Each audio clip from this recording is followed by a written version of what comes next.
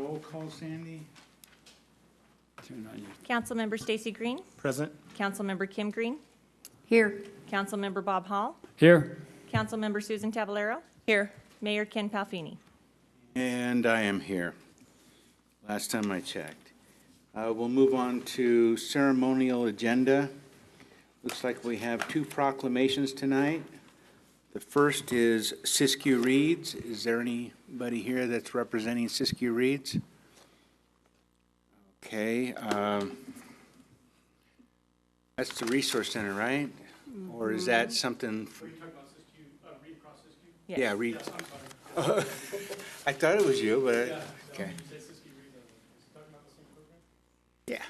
Good evening, thank you for allowing us to come and speak. My name is Stephen Bryan. I'm the director for the Siskiyou Community Resource Class in South County, and also special project with First Five Siskiyou. One of the main reasons I came today was to talk about Read Across Siskiyou. This year is our 11th annual event.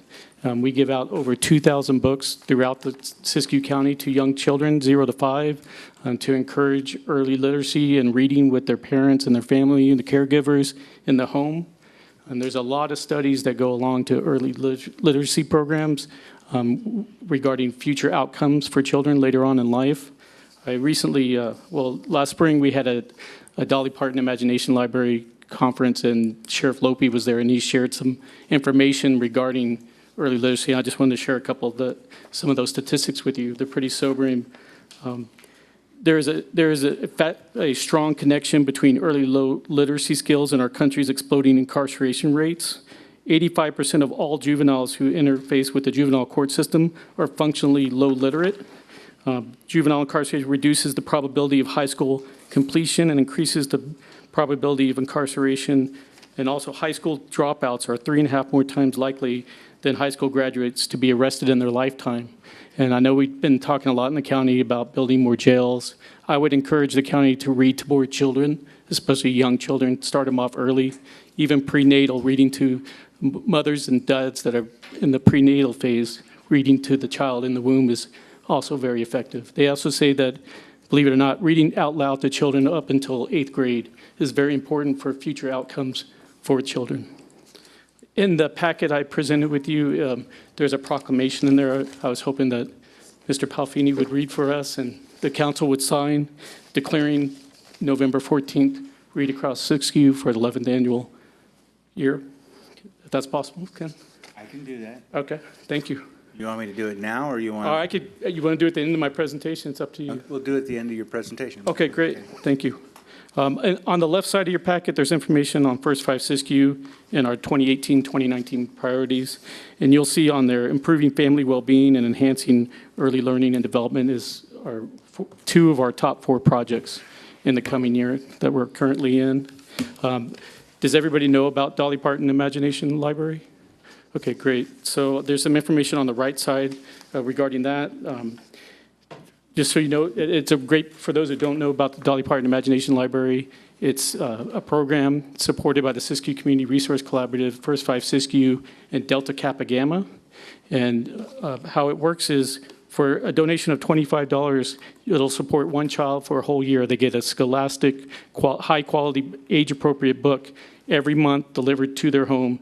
And it's really great to hear from the parents regarding their children when they see the mailman coming down the street and they get all excited and run out to the mailbox and get their book. It's really a great program and a great story. As far as Read Across Siskiyou, here, well, actually, I'm sorry, let me back up. With Dolly Parton Imagination Library, right now there is 126 0 to 5 kids in Weed currently in the program getting monthly books through the Dolly Parton Imagination Library. As far as Read Across Siskiyou, Mr. Palfini is going to be one of our readers at the Weed Elementary School. Also, Michael Kopsev, Sue Tavalero, Kathy Scott. They'll be reading at different locations, including Weed Elementary School, both kindergartens, Butteville Elementary School for their kindergarten, Siskiyou Child Care Center, Discovery Center at COS, and 2 family daycare homes here in the Weed area. So thank you for that. And if anybody else is interested, there's some information in your packet. If you'd like to be a reader, you can reach out to us and we'll get you set up somewhere. And once again, thank you for all that. In closing, on the right side. Also behind Dolly Parton, there's information on the Weed Community Resource Center and the services they provide to the community. And I just wanted to give you a couple updates on the Weed Community Resource Center. And they do senior lunch, as you know, every Monday. Our last lunch, we had 47 seniors attend. And we also do, besides the lunch, before lunch, they do exercise, there's social activities. It's a great program, and thank you for supporting it. Girls Circle is currently going on at Weed Elementary School. Our Halloween Harvest Carnival, I'm not sure if anybody got to attend that. It was a very great event. We had close to 400 people there for that event. That was amazing. That's about the same as we had at Kids Day Festival last spring. We have 2 weekly play groups going on every week here at the Weed Resource Center. There's also other once-a-week play groups in Dunsmuir, Mount Shasta, and McLeod in South County.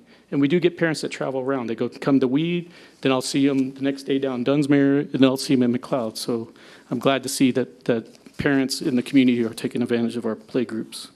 And last but not least, Parenting Education Series. We just wrapped up a 12-week one, and we've gotten requests to start another one. So right after the holidays, we're going to continue that ongoing parenting series here in Weed for your community. So thank you very much. I'll turn it over to Ken.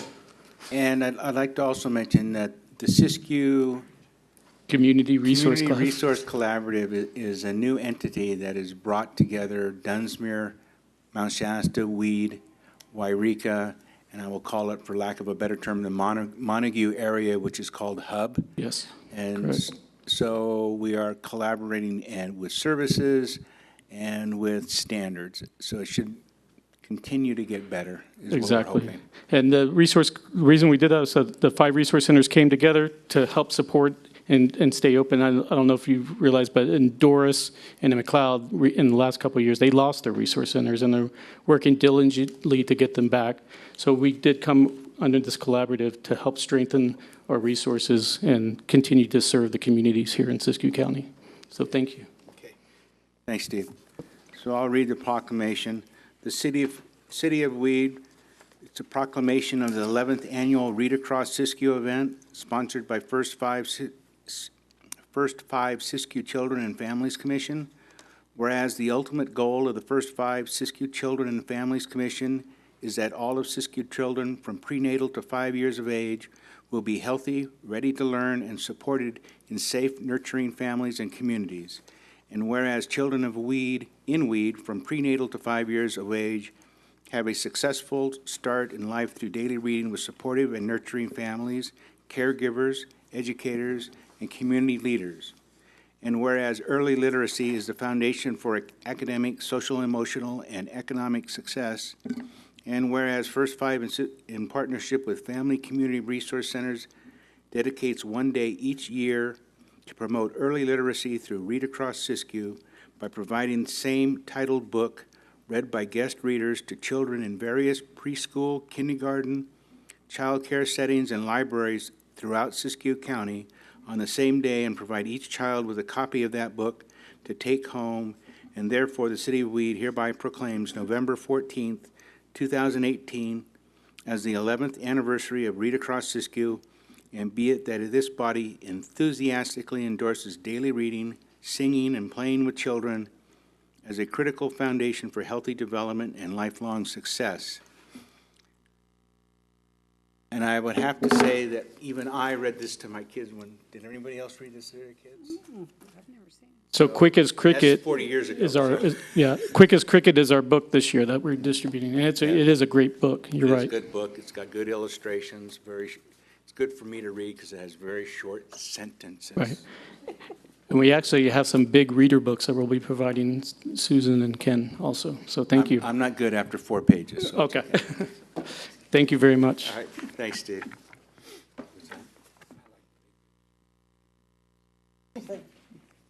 Gotta have big pictures. Yeah, I'm a picture book reader.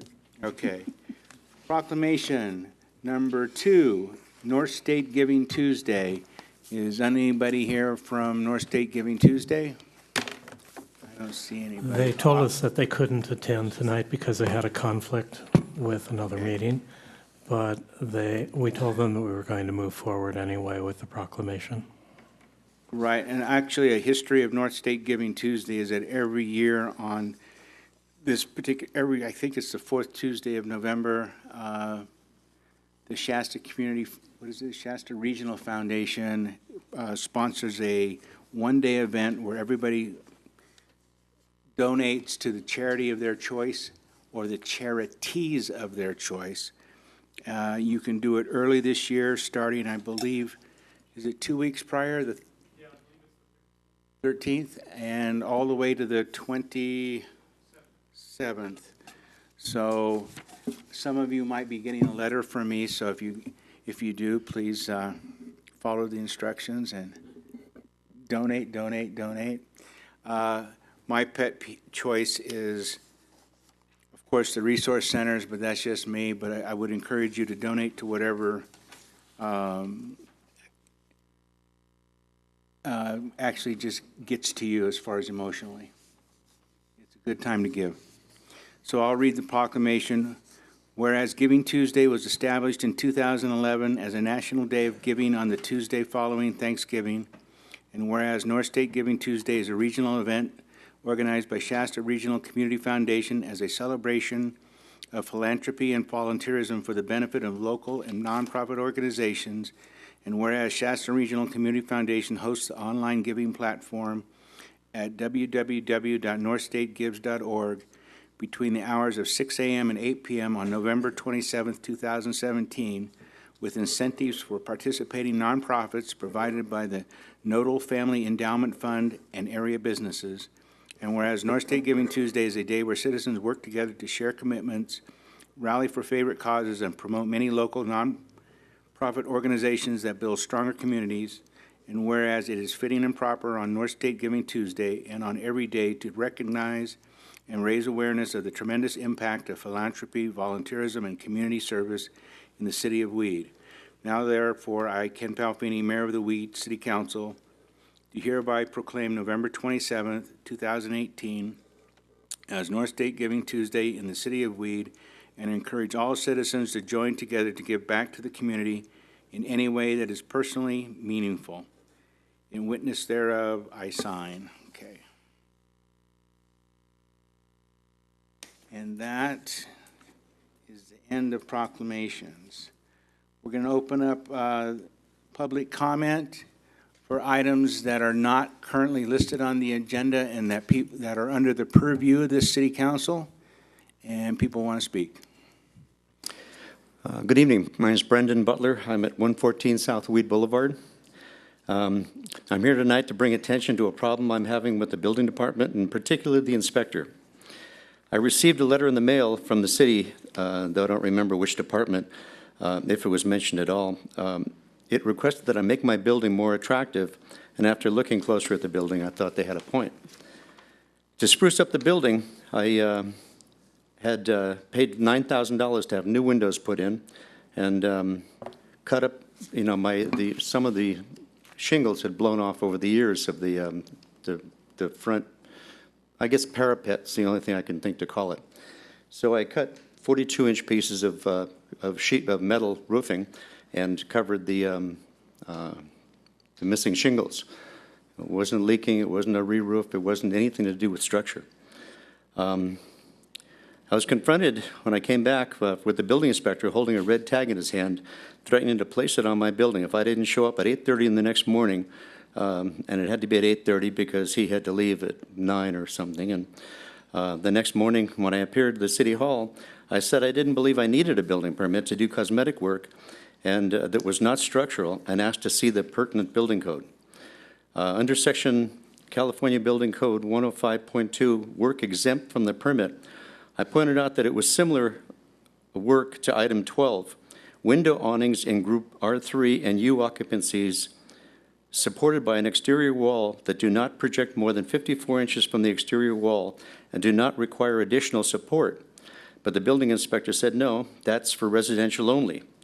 I then pointed out another exemption that was similar, which states, item 7, painting, papering, tiling, carpeting, cabinets, countertops, and similar finish work.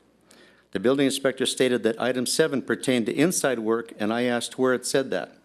He claimed that any interpretation was at his discretion. And that's where I disagree. If under the circumstances of the building inspector can issue a mandate that anyone who wants to paint their building has to pay for a permit and then pay him to approve the work, by his account, we must get a permit and his approval to decorate or paint our windows and hang lighted Christmas decorations at Christmas time on the front of our buildings. Now, you might say you'd never go that far, but if you remember the last time I appeared pertaining to the building inspector, it was when he had a group of law enforcement officers accompany him to put weed citizens out of their home in 13-degree weather and claimed it was for their safety. In the past, I've asked about and obtained a permit for anything structural I understood needed a permit to and worked fine with Paul Morton. But this is irritating. I've been now delayed 3 weeks getting this cleanup work done before the winter sets in. I'm sorely tempted just to close up the building, and like many others in town, since I'm losing money keeping it open anyway. It's frustrating to be confronting people who want to park in my parking lot and patronize the restaurant next door. Weed has always claimed to be business friendly, but I'm not feeling the love. I believe this is overstepping the bounds of reasonability. And also, I'd like to know where I appeal any decision by the building inspector, because it says that under the 1.88.1, the California Building Code requires that every city or county to establish a process to hear and decide appeals of orders, decisions, and determinations made by the enforcing agent regarding the application and interpretation of the California Building Code. The same provision also requires the governing body of any city or county to establish a local appeals board to serve that purpose. And if no such board has been established, the governing body of the city or county shall serve as the appeals board.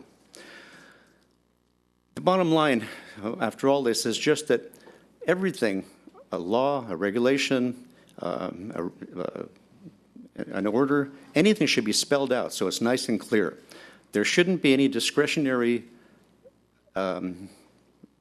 decisions made by the building department. And I think that I've always worked under the assumption that if something is not changed, if it's not structural, if it's not changed, then you don't need a building permit. But if I have to pay for a building permit to paint my building, I think it's really going to put a damper on people fixing up their property in weed. Thank you. Is that all written down in your little? Mm-hmm. Okay. Do I have a copy? Okay. I'll instruct the staff to take a look at it, and we'll move from there. Thank you. Okay.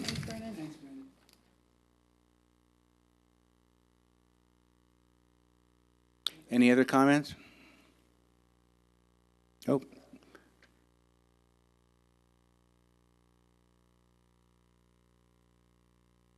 Okay, we'll move on to council member announcements, meetings, reports, and comments. And as usual, we'll start to the right. Tracy? I don't have any, Mr. Mayor. I don't have any. Well, I'm sorry, well, I do. It's kind of after the fact, but I met with a candidate for governing board of school, and I hope that we've all voted, because so many times I hear in the community when I ask people, are you voting? No. And I say, your vote doesn't make a difference. Say, no, it doesn't, and it does. So it's after the fact, a couple days later, but I hope we all voted, because we need to take a stand for what you believe in. You may not win, but you need to take a stand for it, and that extra vote might be the one that makes the tally. So I met with the person, and he didn't win, but it was good to talk with the candidate. That was good. Nothing. Sue? Yes, I was asked to be on a committee for the local agency. Yeah, not Lola, but the one in Sacramento, like similar to what you are on, but it's a different committee. I have committed to it. League of Local Agencies, I think it's Yes. a political.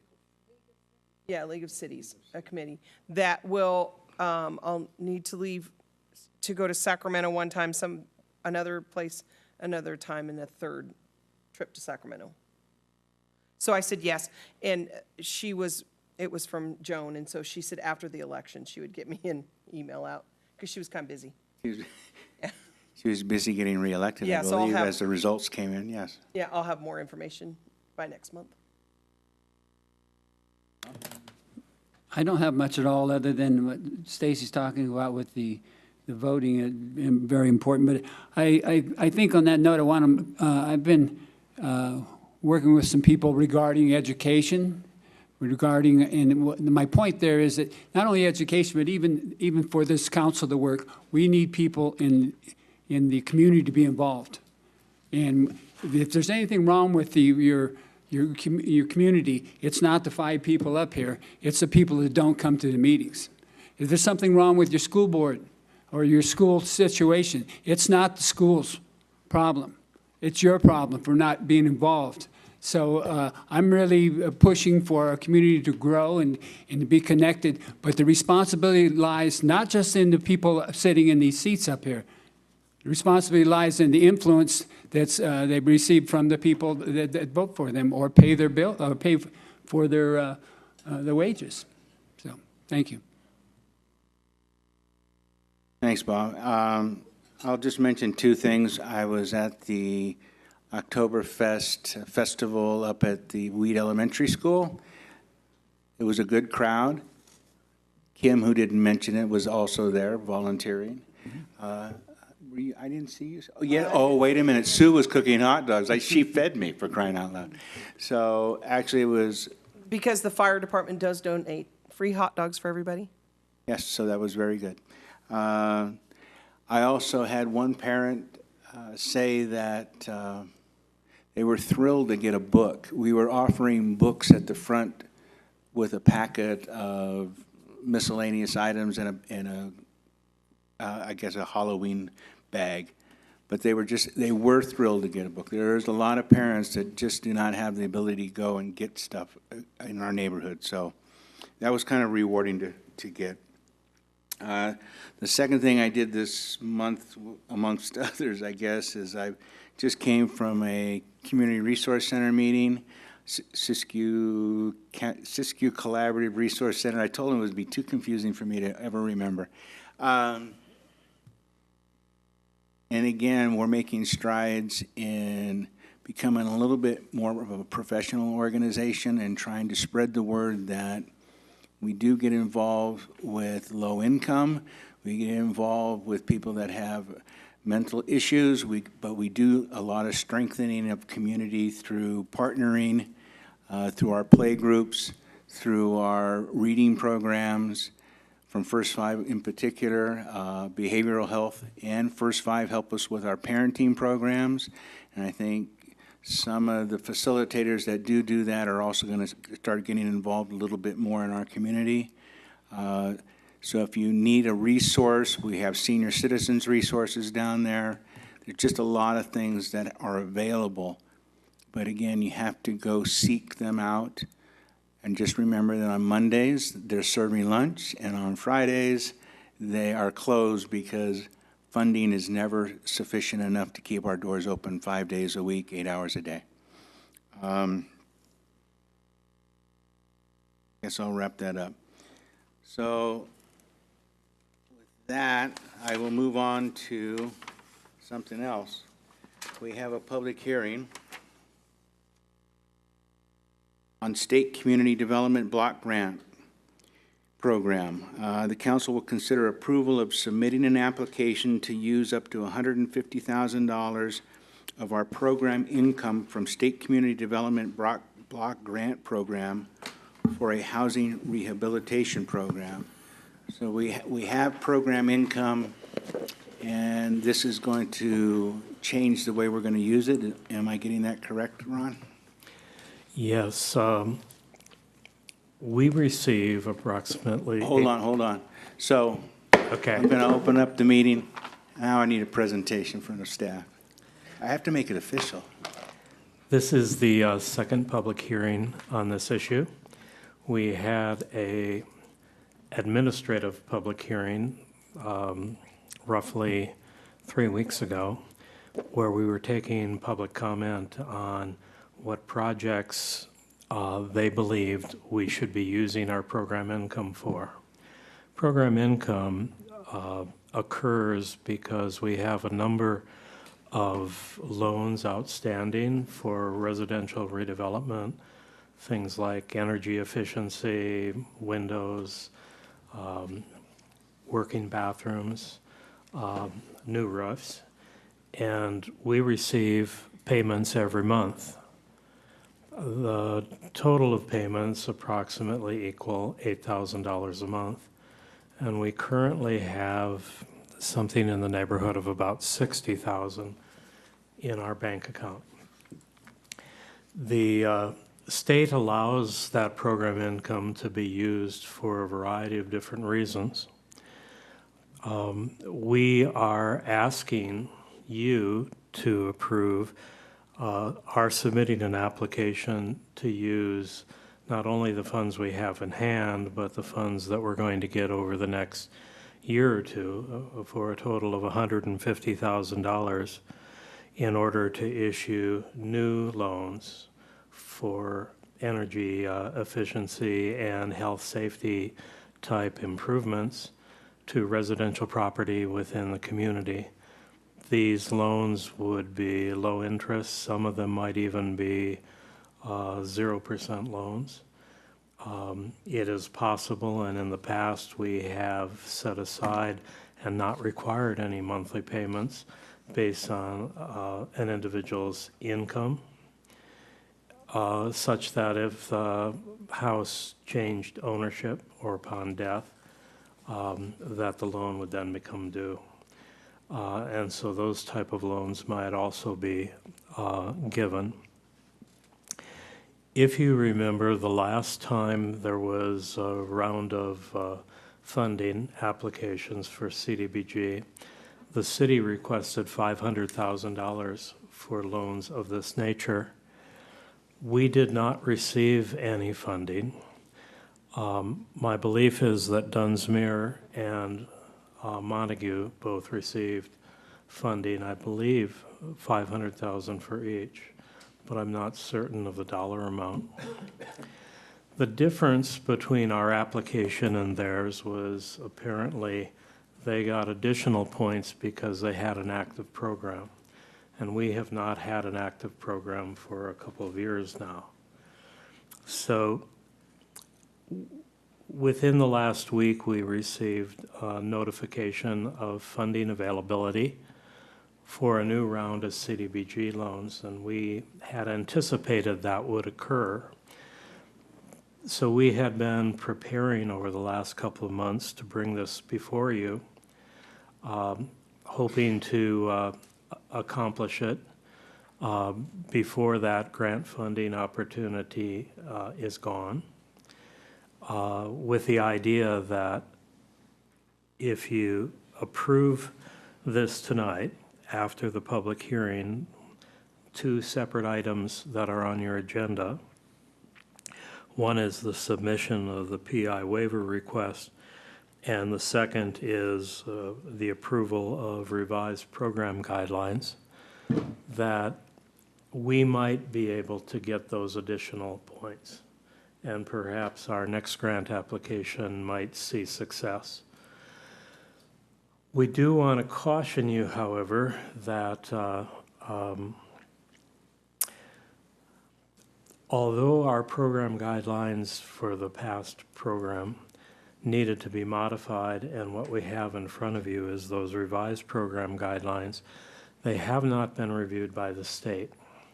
And so there is always the possibility that when they look at those program guidelines, they might still come back and ask us to modify them slightly. So you might see them a second time. Now, we have a contract with Great Northern for administration of the program. They meet with individuals. They provide them with income limitations as to who qualify. They accept applications, review them, and suggest them to the lending committee for approval. Rod is here tonight to answer any of your specific questions about that program.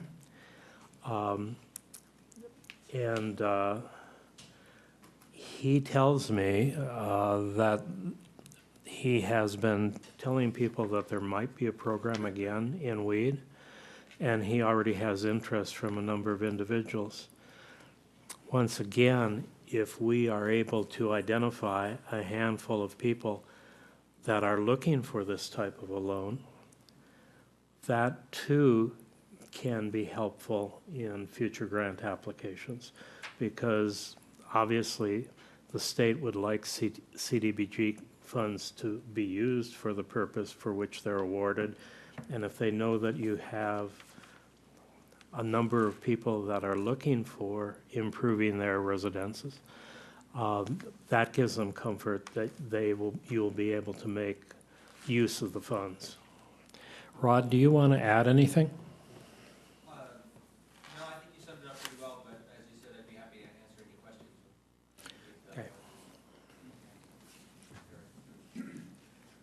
Okay. That concludes your staff report? It does. Okay. I don't know if we have much correspondence. I think the first order of business is just to approve the submitting of the application. The detail comes further in the regular agenda, is that correct? Actually, I think the first thing would be to open for public comments to see if anyone, Right, I understand that, but we're still just looking at the application process, nothing beyond that. not the guidelines Okay, until you all get right. to item B. Okay. Is there any other reports or arguments for or against? Not seeing any, we'll move on. I guess there's no arguments against those for or against, so we'll move on to the, I don't know, does the council have any questions? You have a question? You want to close the public hearing, though? No public comments? Okay, we'll close the hearing. Yeah, just a question history. I remember when I was first appointed, there was a position on the CDGB loans that was negative. And if I remember correctly, there were some people that had taken the loans and not paid back. What's the status of that? The only loans that are not being paid back were commercial loans under a different loan program. And those were referred to the city attorney for review.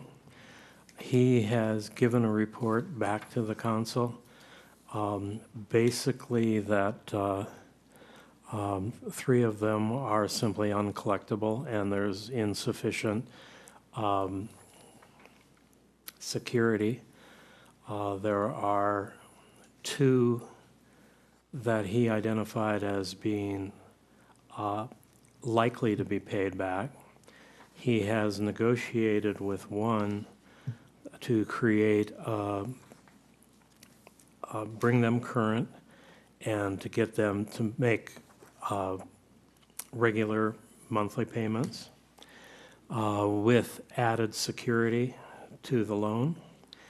And he submitted that to the loan committee. Did they approve that?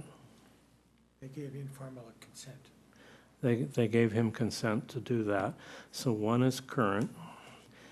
The other one, Was that business sold?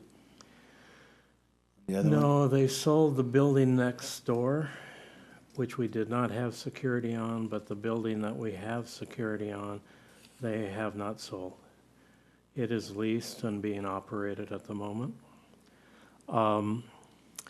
The second one, we assisted in allowing a business to be sold by accepting a lump sum payment, which was only part of the amount that was due, and allowing release of the security for that, with the individual advising us that he would pick up the remaining loan payments.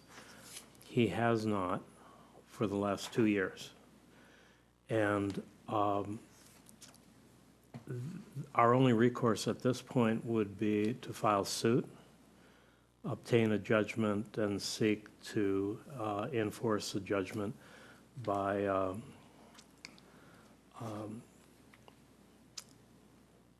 having a senior moment, so I'm not coming up with the right word, but seeking to levy against his salary.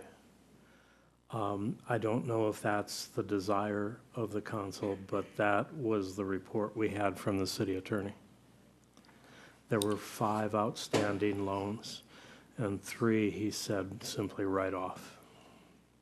So my question further goes, we're looking at the new agreement. Are we looking at any of those situations? I mean, you can't foresee what's coming, but I remember when I came in, that was a huge problem, and we had to do a lot of things to get some type of synopsis.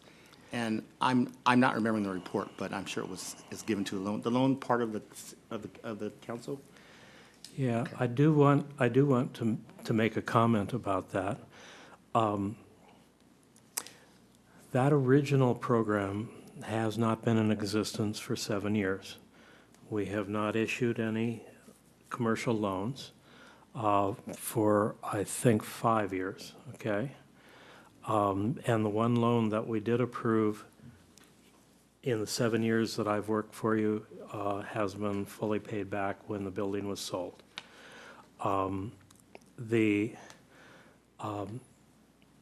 At one point, the civil grand jury looked at this, and they were critical of the program. The truth is that when the program was established, it was established primarily for the purpose of creating jobs. And the state recognized that a good percentage of the people were not going to repay, because the people had to prove that they could not get funding from a normal lender. So we know that of 100 businesses that go into business today, less than 5 will be in business 5 years from now. So if you're lending and you are the tail at the end, very often there's a loan to the bank that has the first security, and then the CDBG loan has the second security. One of our businesses, an individual got stage 4 cancer and they closed the business. We would have had to pay the bank to take them out of the first position in order to secure on the property. And we had an appraisal that told us that the expected sale price of the building was not going to be sufficient to pay both loans off.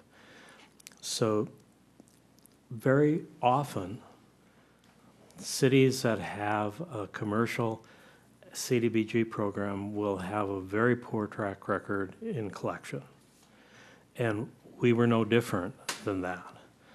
But the state made the decision that this was important to them, even though they knew that they were going to lose a considerable amount of money, because they hoped that in the process of doing so, they would create jobs, people would get trained for jobs, and even if that business went out of business, that the trained employees who now had a track record of employment would be able to work or get a job elsewhere.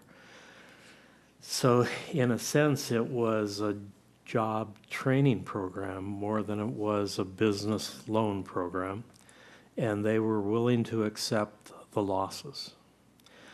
I'm not sure, though, that I would disagree with. I don't disagree with what the civil grand jury said in one sense, and that is decisions were made in regard to collateral that were questionable here.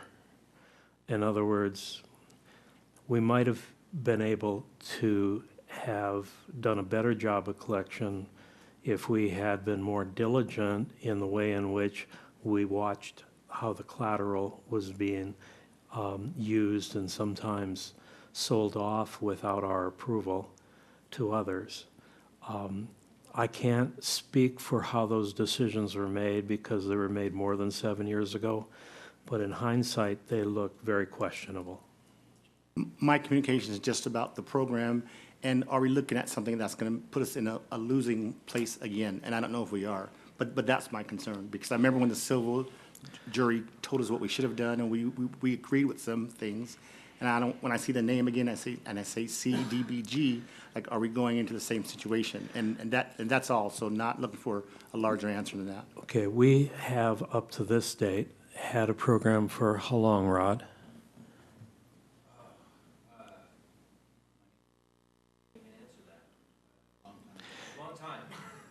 It has been, I think, at least 15 years. We have not lost a single dollar on the residential side. We've had people who have failed to pay, and we've had to foreclose on property. We have had people give us property because they couldn't pay, which we have sold at auction. But we have, at this point, never lost a dollar on these residential loans. This is commercial? This is residential? What we're proposing is residential. Can I just add one clarification to that?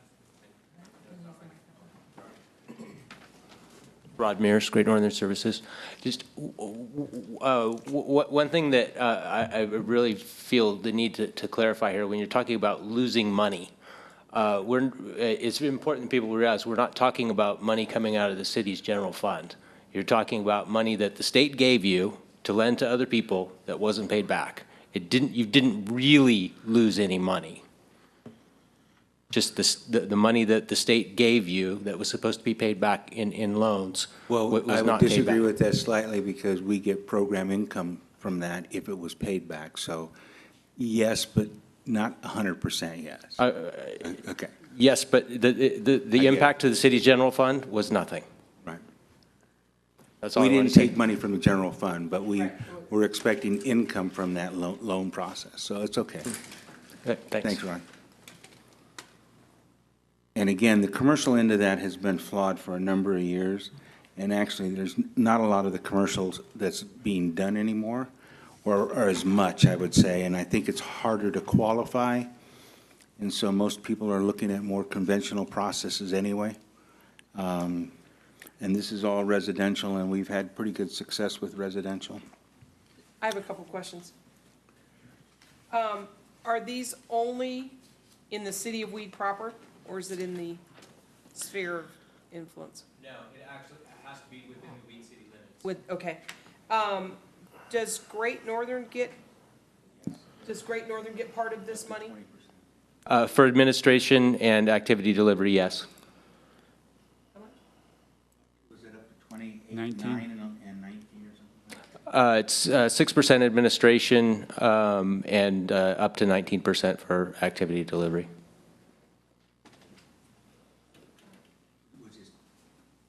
Which is typical, or is that defined in the loan process that, That's slightly less than allowed by the state. 19% activity delivery is typical. That's what all of these programs use. Administration can be as high as 7.5, but we did it at 6. Okay, thank you. Not necessarily a question. I think just piggyback on what Stacy was talking about. You know, we have a responsibility. It's not coming out of the general fund, but these monies we have a responsibility for. And I think that, you know, with the the debacle with the grand jury and everything, and we're looking back on it, you know, to keep these funds moving. I mean, and what we're doing is starting again in this program, and we hope to expand it. But if we can do that and keep it, you know, when we look back, especially on those, you know, all the millions that went out trying to assist business, if we had that to work off of perpetual, you know, to that it's coming in other words, being ran properly and with good results. What Ron's talking about is the, you know, we haven't lost any money in the residential, and that's great. But we still have the ugliness of what happened with the other program that we definitely want to make sure that we're, you know, keeping abreast of. And as far as starting this programming, I think it's a very positive thing to do, as long as we're responsible for the monies and make sound decisions. Actually, I think that doing this, it's designed to go to low income. Again, it develops a little higher risk. Hopefully, through favorable terms, their ability to pay is a little bit better. There are limits to the loan. We'll get to that later in on the presentation. But the bigger thing is if the state allows us to do this through a final form, then we will be allowed to apply for a larger block grant, because $150,000 in today's money, it's not a heck of a lot to work with. It's not, and that's actually worth noting. This part of what is being proposed for this program is meant to address smaller repair issues. The program itself actually allows for complete tear down and rebuild of a house. You couldn't do one with $150,000. So this program income waiver part of the program is meant to address several houses with smaller repairs. Your Windows program, for an example. So, don't you guys have that? We do. Hopefully, if somebody qualifies for that program will do it, and Yeah. they get it for free. In that case, they don't actually even have wouldn't have a loan with anybody. Will you be able to combine the Windows program or the energy program, combine that with this or not? It's conceivable. Yeah, I mean that could happen. Okay. Mr. Mayor, I have a question. Rod, you were talking about as far as the 6% administration and 19% possible, 19%. That's 25% possible. Is that negotiated, or what determines what percentage you're going to use for the cost of administering the program? So the 19%, as I said, is set by the state. That's typically what is allowed for this sort of program. That's a maximum? Yes. Okay. And the administration can be up to 7.5%. We put it in at 6%. With administration in particular, and given what I just said about the average project being much smaller, there's literally, with the requirements of the state to income qualify a homeowner for this program, the amount of time it takes eats up literally $1,000 in administration. So if we do 9 houses, that's $9,000. That's, I believe, what is allowed in the subrecipient. That is actually not allowing any administrative funds for all the other stuff we got to do with the program. So that administrative budget is going to be really tight at 6%. As far as activity delivery, same story. If you're doing a complete tear down or even a large scale remodel for $75,000, 19% of that is a whole lot more than 19% of a $10,000 repair. And to a large extent, a lot of the administrative work required to do each of those projects is the same. All of the same documentation is still required. The main difference between the two projects, from my perspective, is weekly site visits for 2 weeks versus 12 weeks. But that is, in the greater scheme of things, actually a small part of the work that goes into the project. Well, my concern was with the $150,000. That's what, $37,000 administrative fees. Is that correct? You have the subrecipient agreement in your packet, and it is negotiated, and that's the reason it's 6% instead of 7.5%. But if you take a look at it, now the 19 that's the maximum, correct? yeah, but that was set by the state. Well, so that's the maximum amount that they set, correct? So we did not negotiate that. Okay. But if you take a look at the page 2 of 16 of that subrecipient agreement, the 6% of funds allowed is not to exceed $9,000, and the 19% dollar amount spent on rehab is not to exceed 21. So the maximum there could get is 30,000, and if we do 150,000 worth of loans, that's only 20%. 20%. So I know that it looks like 25 because of the percentages amounts, but with the maximum not to exceed. Okay, my bad. I understand that, more clear now. But it's still, I'm just concerned about there's a lot of standard amounts for administration, and gosh, it eats up a project pretty quick. Just wanted to mention it. I think it's everybody's responsibility to know. Are these no interest? No, some of them are interest loans. Okay. It depends on the income of the applicant that gets approved. If they have a low income and could not afford interest, then it could be a 0% loan. But many of them have a small interest amount. With seniors who are living on a fixed income and a tight fixed income, very often there's no payment at all. They get the loan, but we suspend payments. I believe those are zero interest loans too. Yes. Yeah. So we collect upon death, literally. Is that correct? Okay. Well, And I think. For sale. Sometimes For sale. Sometimes there's a sale because of someone going into an assisted living home or something like that.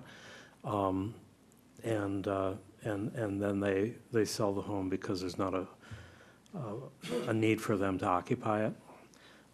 So sometimes it can occur earlier, but it's usually death. So the city of Weed, or will it be Great Northern that's listed as the lien holder or mortgagee? The city of Weed. City of Weed. Okay.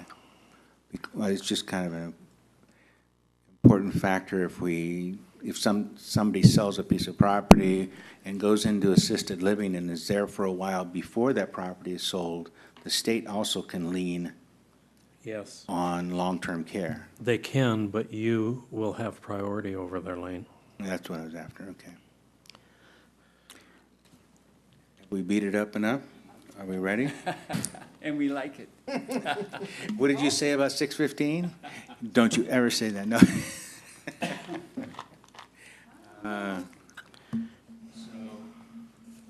The chair would entertain a motion to approve the State Community Development Block Grant application.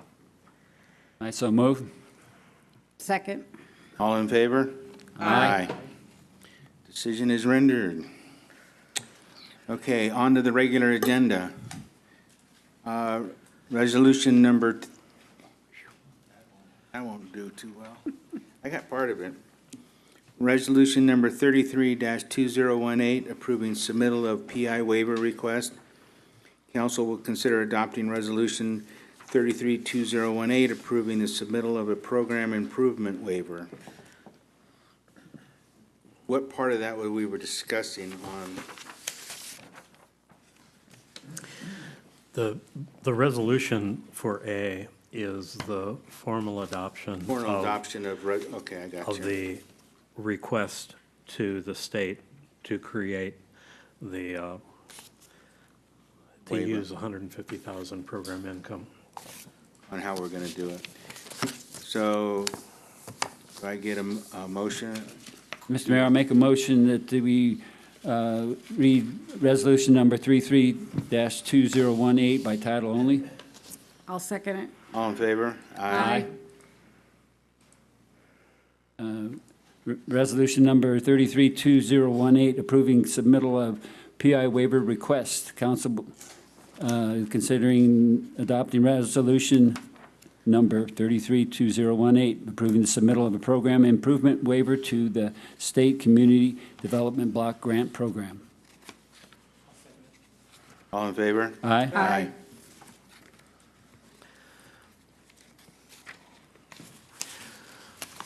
Okay, on to resolution number 34-2018, approving revised program guidelines.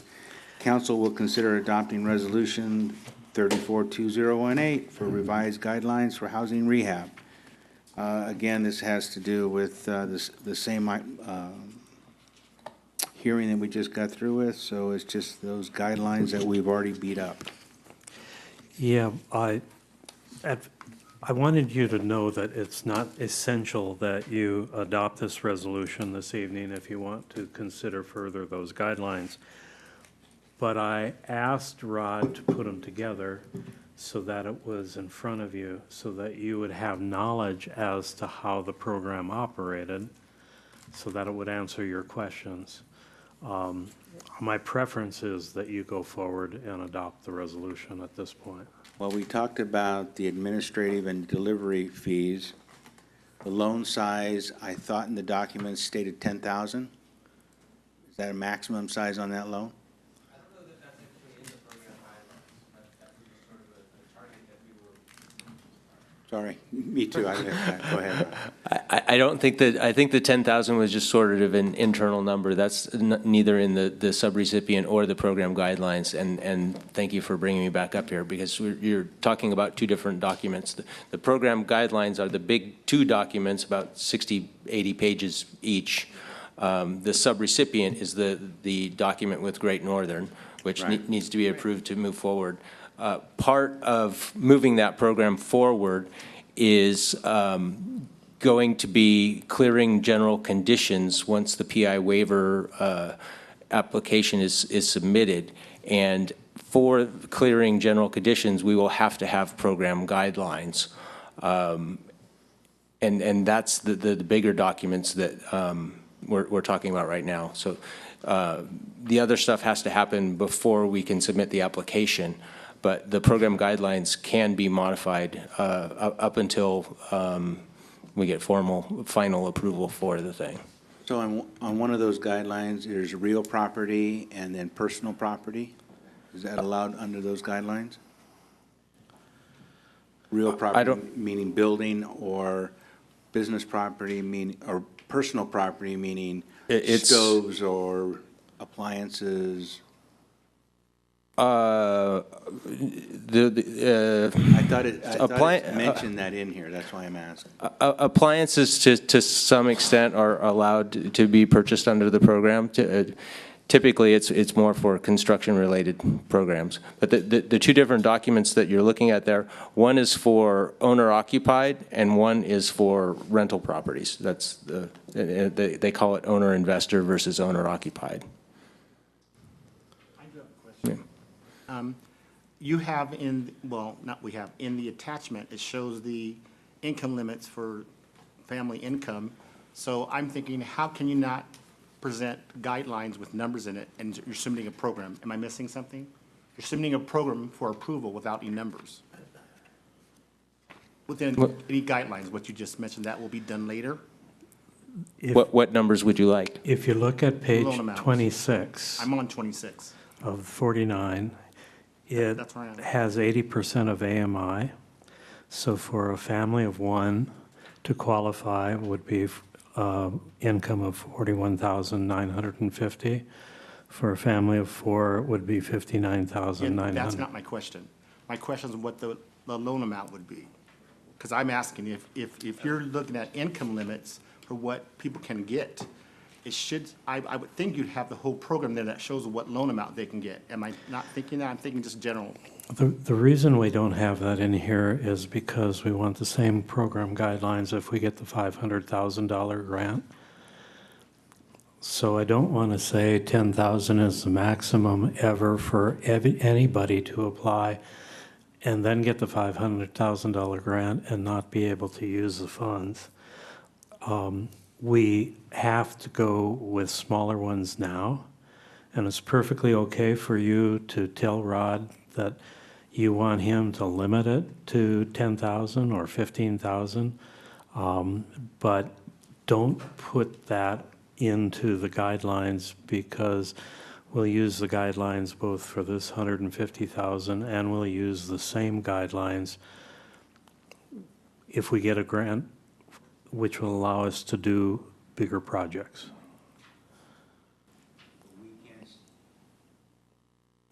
So we can stipulate, or we're not stipulate, but we can suggest to Great Northern that we keep those Yes. loans at nominal size. Yes. To stretch the money that we have So to it just cover the greatest number of smaller people. projects. So a roof is roughly 10,000-ish. $10,000, yeah. Yeah. I just did a small house for 5, but I mean, it was And 3 months ago, it might be different now. Yeah, and as Ron said, keeping that limitation out of the guidelines, it makes the whole program more flexible, and it's entirely possible for you to change your mind at a later date. It'd be tough to go, to limit it below 10,000. But, if we were talking about limiting it, say we had a lot of money and we were saying, we still want to do smaller, but we're going to limit it to 25. And then as the money wound down and there was less funds available, it would be totally appropriate to tell me to limit it to 10 now. We've got less money. And with this, you have that flexibility rather than putting in your program guidelines saying it's $10,000 projects.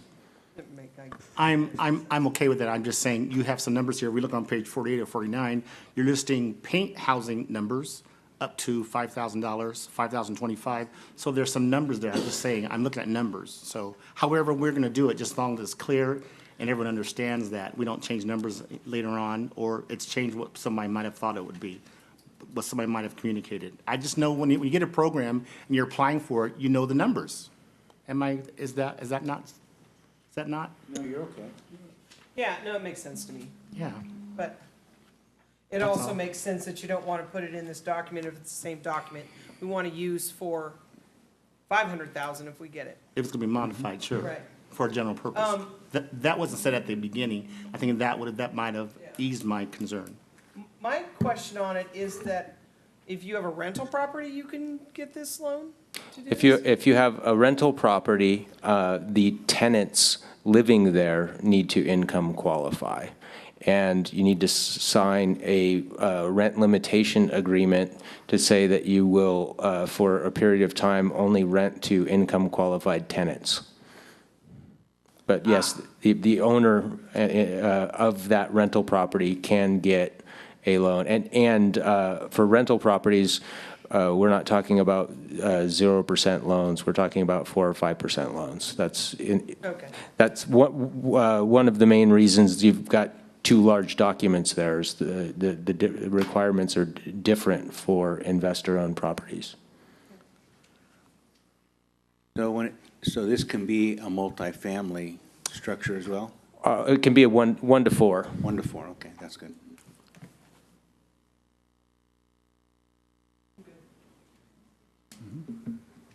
Good, an hour. Mr. Mayor, I make a motion that we read resolution number 34-2018 by title only. I second it. Resolu- All in favor? Aye. Resolution number 3420, I make a motion that we adopt resolution number 342018, approving revised program guidelines. Council will adopt resolution number 342018, approving the revised program guidelines for the Housing Rehabilitation Assistance Program. I'll second it. All in favor? Aye. We mashed that up pretty good, guys. We did our job. Not we. I got to get past the lead paint rehab program here. We have questions, we should ask questions. I don't know why that's a problem. Yeah, you're a mistake. On to item number C, transit occupancy tax funding allocations for 1819. Council will consider applications and make awards. Funding period pursuant to Resolution 01-2000, which is our standard fare. I think there's folks in the audience representing some of these requests. Can I make a suggestion? Sure. Although my suggestion will be to continue this to December, certainly if people in the audience want to present their request, I'm not trying to prohibit that. But it's been recommended to me that the council should consider having a requirement that anyone that receives or is seeking to receive 5,000 or more should actually submit to the city an income and expense statement to show need for the funding. And I would suggest that that's a good idea. So if the council would like that, it looks like there are 4 entities that are required to do that: the city and cemetery district, the chamber, and is it the rec department? Rec. Museum. And museum, okay, so there are 5. And if you do that, then, and you request that, we'll send out a letter and ask them to do so before the December meeting, and you'll have that information that you can review at the time of making the awards. That gives them 30 days to basically submit that to you. Do we need to make a resolution or adopt a resolution to change that or I anything? don't think you need to do it by resolution. I think a simple motion that you instruct the staff to ask those 5 that have submitted requests for 5,000 or more to submit an income and expense statement showing need, and that you'll consider them in the December meeting. But those who have taken the time to come here this evening, it's probably good manners for us to listen to their presentation. I would think it's good manners, yes. How's the council feel? I would think it would be a good presence to explain why, because my question when I looked at the budget, and it's double what it is, and I've been through 4 of these, people are asking for monies that makes them live. If we can't do that because of what we are able to provide, 82,000 versus a higher amount, that's the reason why, I believe. Is that correct? Yeah, that's part of it. You know, part of the reason that it's as high as it is that I told the departments that were asking for money from the city to put the real cost on the board. You know, they came and they asked you for a little money to do some patching out here in this parking lot over my shoulder. And you gave them 4,000. I think they asked for 8,000, but you gave them 4,000. With the new parking structure, they're going to have to roto-mill and they're going to have to redo the whole thing. And so the real cost is going to be closer to 50,000, and they have 4,000 from last year. So I told them, okay, ask for the 45. Now, the truth of the matter is, I don't really expect that you're going to fund it. But if you don't fund it with TOT, you know, we're going to be looking to see where else we can fund it in the city budget. And I thought you at least ought to have that information. The one thing that we did is we have listed the city ones in priority. So if you're only going to fund one, fund the number 1, which was the event setup and security.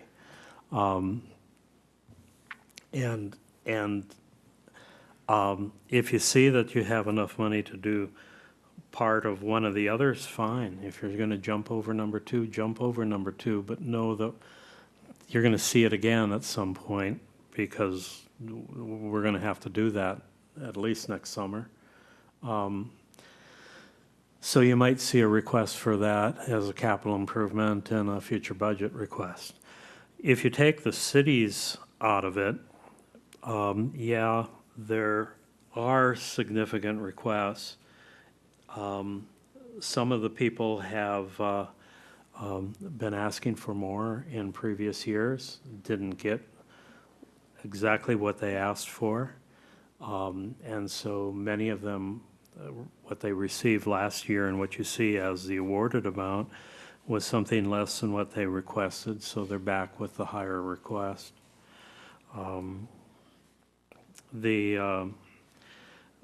I would say that the Weed Rec District is entirely new. We haven't had that before. I don't believe we've had the Weed Rotary asking for funding. Last year was the first year. So over the years, people are asking for increases that exceed the increase in the dollar amounts that we have. I think when I started, you were able to give out 76,000, but 7 years later, you're only at 82. It was 62. Was it 62? Yeah, 63. And so we've only gone up 20,000, but the requests have gone up considerably more than that. I have a question. What's this that I got in my packet? It says, city weed transient occupancy tax. Well, 20%. Ah, because there's 409,000. Yeah, I looked at it myself. So where's the rest of it go? Rest of it goes to the city general fund. Oh. So, this is 20%? Okay. Why do we only do 20%? That's what the ordinance says. We have a municipal code, or is it an ordinance or a resolution or something? I'll get those straight in a minute. I don't know the year the ordinance was adopted, but yeah, the ordinance set the division. Okay, thank you. I mean, that doesn't mean you can't change the ordinance, but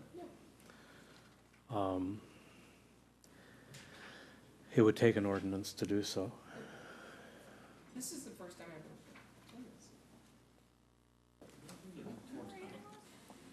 No, because first year we left it to Chuck to do. That's right. And then I wasn't here last year. Okay, so in the interest of wanting to hear everybody speak, we are not going to take action tonight, but we will suspend action till December's meeting. But Yes. if you want to present your case, then let's go ahead and do that tonight, and then we don't have to repeat at least that process come the following month. So volunteers, speakers? Want to go down the list? Okay, is there anybody from Siskiyou Food Assistance? I think Denise did say that she couldn't attend the meeting tonight. That's the Run Walk, Run for Food on Thanksgiving Day. She uses I think what she wrote in her letter, that it was primarily used for, I think it's on the back of one of these things, for advertising, T-shirts, mailing. And I think it's a community event, personally. It actually accomplishes a couple things. It brings people together for a social benefit, and also supports the food pantry, which is also a benefit to the general populace, so. Okay, so is us postponing this going to affect, because that's Thanksgiving? No, she's spending what she gave us last year, if I Okay. remember what she said. All right. So a second question onto that. So are any of these amounts here going to be needed a decision before December? Do we know that that's not the case with all these organizations? Well, if they're not here to explain, I don't know what to tell them. No, I'm just asking no. I'm Well, not, they can let us know when they come up. I'm asking it as a business, if we know if some of these things are going to be done before December, because we've approving it. We should know that. That's the only one I know about. On this particular one, we also approved our awards last year in December, and they have the ability to draw the funds in 2018. What you're approving here is not going to be spent this Thanksgiving. Next Thanksgiving. It will be next Thanksgiving. Great, just as long as our decision doesn't impede their process or their movement. That's all I'm asking. That's a fair question. So the No, answer they is no, have- it won't. They have 1,500 from last year's allocation to use this year. Okay, so Denise isn't here. We'll move on to the Weed Visitor Center. Is the ED. Candy, welcome. Good afternoon to the council. Thank you for allowing me to speak. I am not represented by anybody as You, name and address. Candy Crenshaw, Executive Director for the Chamber of Commerce and Visitor Center here in Weed. I've been listening and somewhat discouraged, but I do understand it. I'm not discouraged by the council, but discouraged based on the board not being present to also aid in this request. So bear with me. Okay. On behalf of the Visitor Center, we are requesting funds to operate for personnel costs as well as the day-to-day operations, or I should say annual operations for the chamber, which is outlined in our request. Those needs have not changed from year to year. They actually have increased based on some of various, in my 1 year of being the executive director, responsibilities that the chamber has taken on, or it's very difficult to distinguish. Let me make sure I'm choose my words carefully. The chamber manages several projects within the city of Weed. The chamber is housed in the same building as the visitor center. The visitor center is essential to the city, as I am the salesperson for our lovely city. With that, the responsibility is the personnel who is there, as that is me, to represent the city when the tourists come to town, our residents that are here that rely on that building. There are several services that we offer to the community that are essential and needs to continue, which is first, just the doors being open. There are services that are no longer available in town, such as faxing and use of certain copying services and information that sometimes can be overwhelming for the city and some of the other resources in town that the chamber does provide. Also, we plan various fundraising events throughout the year for the community that some are outreach, some are just fundraising efforts that this town needs by way of funding. So it's essential that we be able to continue to offer that to the community. We have in the past shared that responsibility between the visitor center and the chamber because it is housed under the same roof. The chamber cannot sustain a lot of these services and continue those as a separate entity. So the visitor center has been essential, and the funding that we're requesting is essential to be able to continue to do that. So quick question. Yes. When you're out doing an event, Yes. that's a chamber event and not a Visitors Bureau event, or is it a combination of the both? Good question. It is a chamber event. Okay. I just wanted clarity. I mean, I just, But let me just add to that, we also request marketing and advertising funds, which those funds are utilized for those events. correct.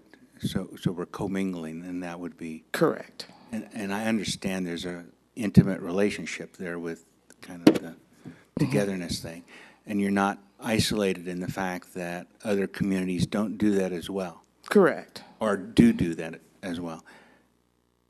It's just, it would be nice to understand the relationship a little bit better. But Okay, so that's a very good question, and I'm not really prepared to answer that. But since you asked, I would probably have to say that they work together in terms of the visitor center brings information to the forefront that the chamber, they work together.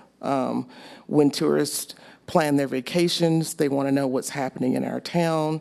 That's part of that, promoting people that are relocating to our town. That's, that information is sent. And the chamber is, spearheading those marketing efforts. So, yeah, we managed it, I'll say. But aren't you an essential part of that? Yes, we are. And you're an employee of, that's just again, a difficult question, I get it.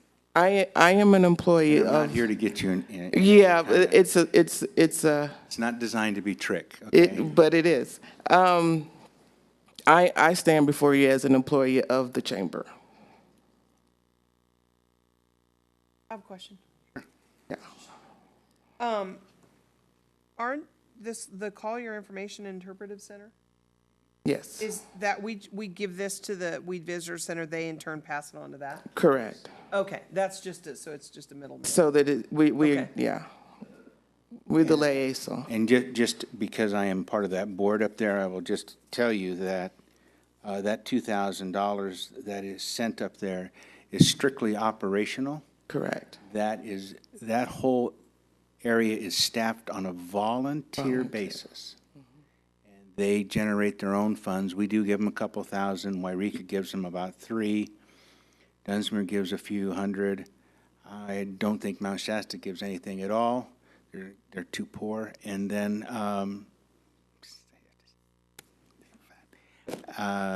so anyway,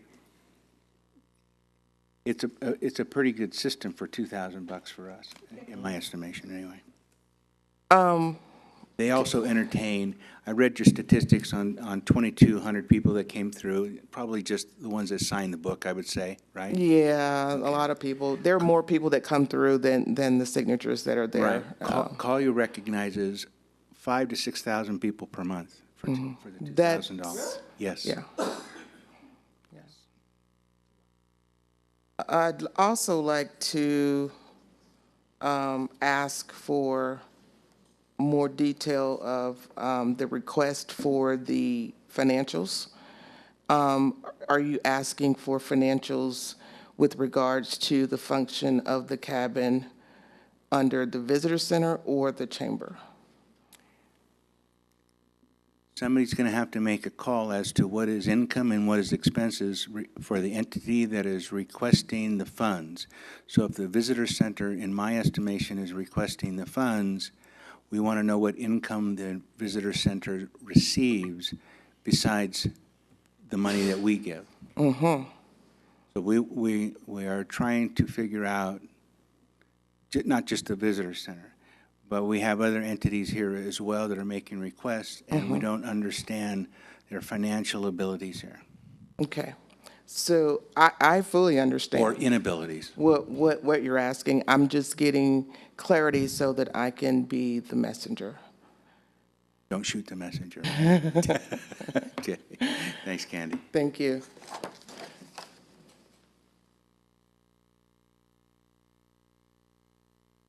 Museum. I saw somebody here. Did he leave? No. Harold's, oh, there he is. All quiet over there, Harold.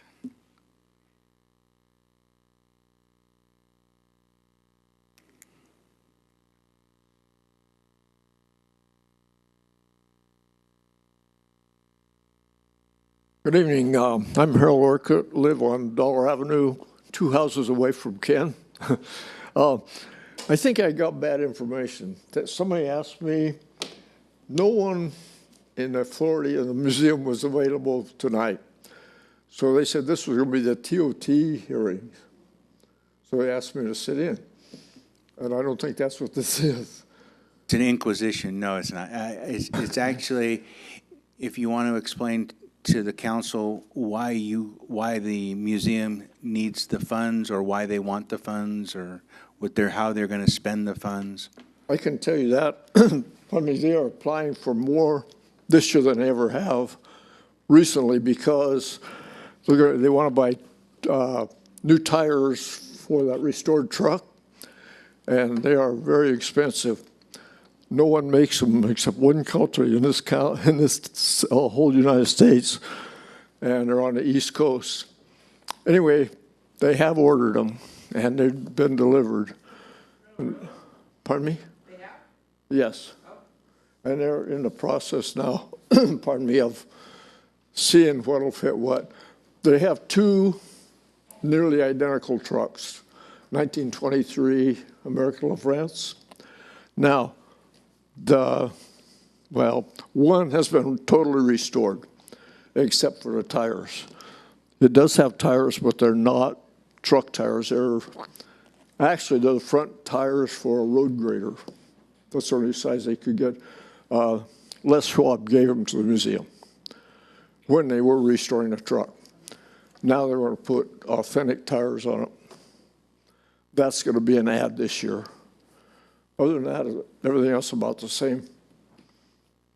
Does that truck travel out of town? Pardon me? Does that truck travel out of town? Does it? The fire truck? They both move. Well, I know they can both reusable. move. Do we No, drive it them to doesn't. Mount Shasta or anything like that? No, it doesn't, Ken. No?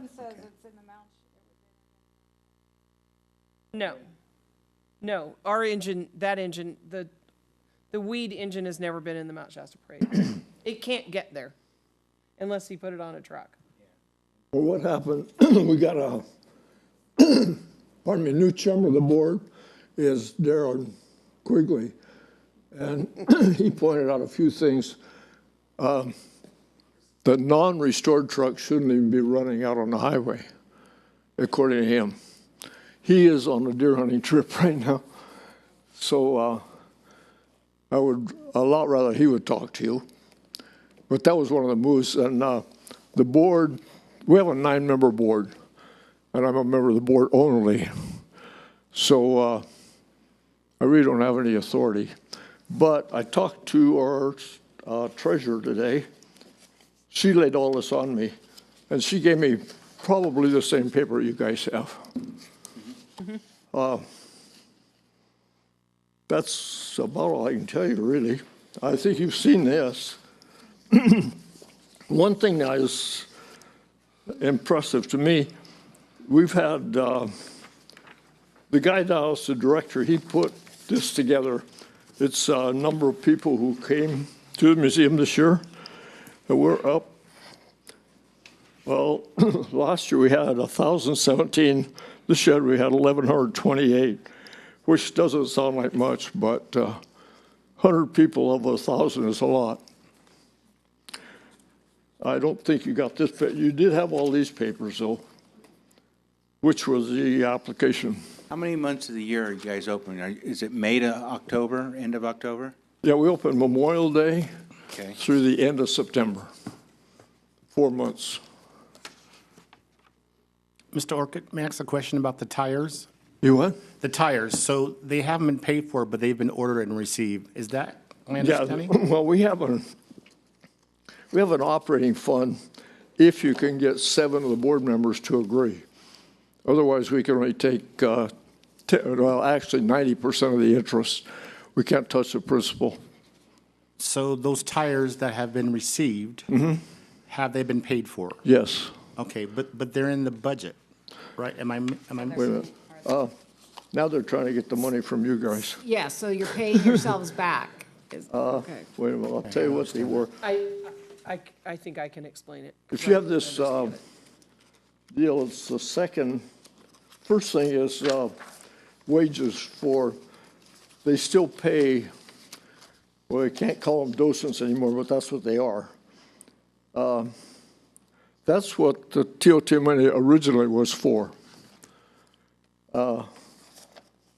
I used to be one, I'm not now. That's a paid position, and board members are not. That was a step down. Anyway, somewhere there's how much the tires were. Shipping was really expensive because UPS or the other one cannot haul them, they're too heavy. Mr. Orcutt, I think the numbers are here. You have retired, right? No. Have you retired, or you're going to? that's another story. I understand that. So we're not looking for more specifics. I was just asking that one number. But I think you've clearly explained the reasons why and what the budget you need it for. I think Right. that's, Originally, that truck was purchased by another club here in Weed, and they agreed, according to Darren, to donate that truck to the city by way of the museum. Mostly that is because some big costs coming up. As long as they own it, they're going to have to pay for it. They give it to us, they don't have to. That's what the worry is. Anyway, I can't find it right now, but it said they were around $4,000 a piece. Harold, it says right here on the back side, on the back page, that it was $4,500 to ship them. And then it says that if we are going by projects, that the tires would be considered their second priority. Right. What the master plan is, put these authentic truck tires on the restored truck and put those that Les Schwab gave us on the old truck. The other truck. So That's what they have in mind. this 4,500 was for the purchase and the shipping of those 4 tires. And then they want to paint, mount, and balance the tires. Right. That's where the other, And then the wheels have to 15 be comes sandblasted and all this stuff. right, yeah. It's pretty rear ends. involved. But the city does own that.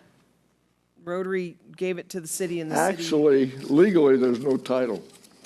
Well, there's not a title on that No. trailer that drives sand around either, but The city it goes actually anyway. owns the truck? Yeah. They were working on getting Rotary. Both of them? registration, but I Darren thought should the be city, here, but he didn't this, isn't. hasn't the city always owned the second one? You what?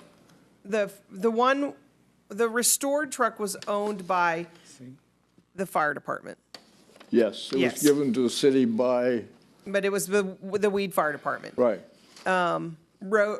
Did Rotary do the restoration on it? No. No? There's no, Okay, Rotary bought, and that's the one that we gave. now the other truck was purchased Okay. by some individual in Sacramento at an auction. The Rotary Club gave him $500 more if he'd leave it here. So he did, and so it's been considered the Rotary's truck. The not restored one, Pardon me? the one that's not restored. Correct. That's correct, Martin? Well, that's Who it's owns it? involved in this, but Yeah. primarily it's for the restored truck. That was the second item, but I can't find it. But your first priority is your personnel costs. Right. Correct? First one is what, really the TOT money was granted to the museum for those wages. I would like to suggest that there's a lot of money being spent on labor and personnel, and that's the way things have to run. But there are also, if you go up to STEP or you go to, I think primarily STEP, there are things such as an AARP worker. There are ways that you can potentially get workers at the museum that are paid for by somebody else. And I would think maybe the board needs to start exploring some of those things. Anyway, that would be a suggestion. Actually, up until now, everyone knows Hud Oates. He's a mechanic. He drove one. He drove the restored one. And I usually drove the old one if we took it out, but we didn't take it out very often. That's the one that was, well, even Darren and Hud both said that shouldn't be out on the street. One of the tires has a boot in it and, bad stuff. Anyway, that was where this all started. Okay. Really, it started when Darren got on the board. All right.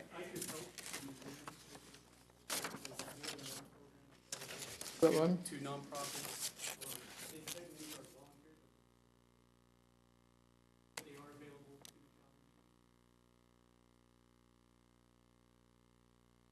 Yeah, good. Keep it, yeah. Actually, it's been my experience that volunteers are a dying breed. Don't even ask. We know. Because we're You're preaching to the choir. Oh, thank you. We thank you for your many years, Mr. Orcutt.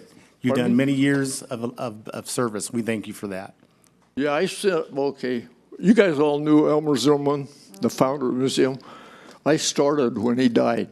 That was in 2000, down there. You're just a youngster then, you know. No. No, this is my second retirement. I just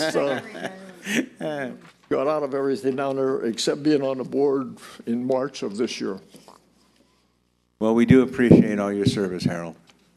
Yeah, well, if you ever have a fire on Dollar, call me. Okay. We don't want the LaFrance up fighting the fire. Yeah. Hey, if I give you bad I information. want Steve's new truck. Yeah, we gone to City Park with these guys a couple times. Was that Kids Day? Oh, yeah. Anyway, Thank you, Harold. We appreciate it. if I gave you bad information, they'll straighten you out. We're good. Okay, thank you. Anybody from Wainema Cemetery here? Nobody? Okay. I'll speak shortly on Wainema Cemetery, and maybe I would hope that somebody from their organization would show up next week, but every year, you know, I always do battle, and I do appreciate all this work at the cemetery, and I think they look spectacular.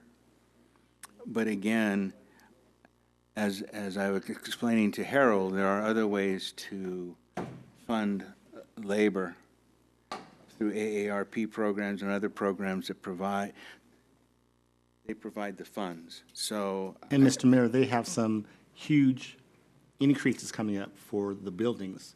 So I it's bet they really- do, yes. They want to do new buildings in both Lincoln Heights and the Windman Cemetery. They want to do the repairs, new equipment. It's huge. Oh, the cemetery? Yes, And actually, yes. we can't afford to maintain an organization like the cemetery.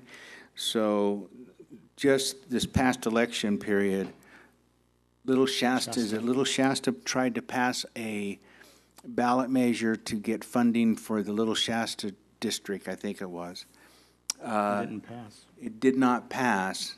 It did not pass because it was not, let me repeat, it was not given any play.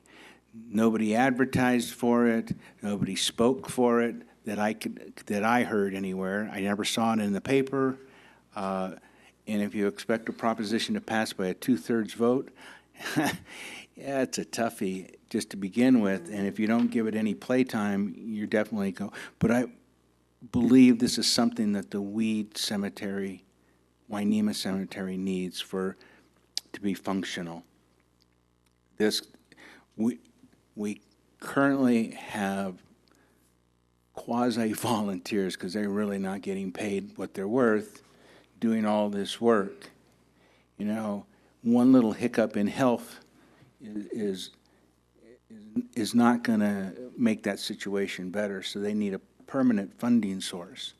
And We've been looking at this for 5 years. Right. 6 years. I hope we can look at it. There's a grant out there or a program or someone, the housing program program or is something. if the city wants something, then you need to pay for it. And I don't think we can get around, the citizens need to, if they want this cemetery in this town, they need to come up with a parcel tax. I think the one at Little Shasta kind of surprised me that they came up with it. I'm sorry we didn't do it sooner. But we cannot put this on the ballot until 2020? Because you have to have a... My understanding is that a tax can only go on a regular election. And why do we have to put it on there? Actually, I did inquire with the Shasta Cemetery District about how they got formed. And the county council serves as their legal representative and did the formation for them. The county council also did the the recent ballot issue. One thing is that we could ask the county council to create a district for the 2 cemeteries in Weed, or alternatively to expand the district of the Shasta so that it included the Weed. I think they're already doing Edgewood, Gazelle, the one in Wairika. There may be one or two others that are. Do they have Etna also? No, No? I don't think they have Aetna. But the bottom line becomes, this is the only way to sustain it. And I think if we do fund Wainema this year, is that we fund it this year, but with the stipulation that come next year, they need those ducks in a row. And I believe if we even give them TOT money, I don't know if that's a proper allowance for TOT money to fund them getting off I do the not TOT bel- rolls. I do not believe that we can use any funding from any source as a city in an effort to promote an issue. Election. I think we can use money to inform the public, but we can't use it to request that they vote one way or another. So the Wainema Cemetery folks, they do have a loose-knit association, don't they? It says they're an association, Okay. and they have a treasurer. Then they need to kind of find some way of funding their special election. It's just a time. We've been doing battle with this for 10 years at least. Who owns that? Who owns that property in the cemetery? The association? Like the Santa truck. I'm not sure. The property originally was owned by the lumber mill. Well, for the Lincoln Heights one, it was owned by the Mount Shasta Baptist Church Yes. in the early 70s. And then when, I think like 1975, then it went to the Winnema Association. To the association. That I know because I saw the documents on that. And they probably own both of them then. Right. So the association owns, Both cemetery areas. and they own the property, and they own the, Those are both historical cemeteries, so I believe they both need to be addressed and funded. And one could be, make them a historical landmark. Then you get funds from the government. I've done that in my church in San Jose. But That's something to look at. The That would get some problem, funds. They are getting also some financial assistance from Roseburg Forest Products in that Roseburg uses Igerna water and provides it to them at no cost. well, that's nice. Is that for watering their, Yeah. the lawns and stuff? That's International paper. Needed. Mr. Mayor, I think, we get back to what you were talking about, the spirit of the TOT monies. And that's in question here, but it's also the long-term for the cemetery. We have been talking about this for years now. For long-term, and for the good of the cemetery, we need to get another program going because we can't, there's just, as Ken said, the people that are doing it right now, doing it out of the goodness of their heart.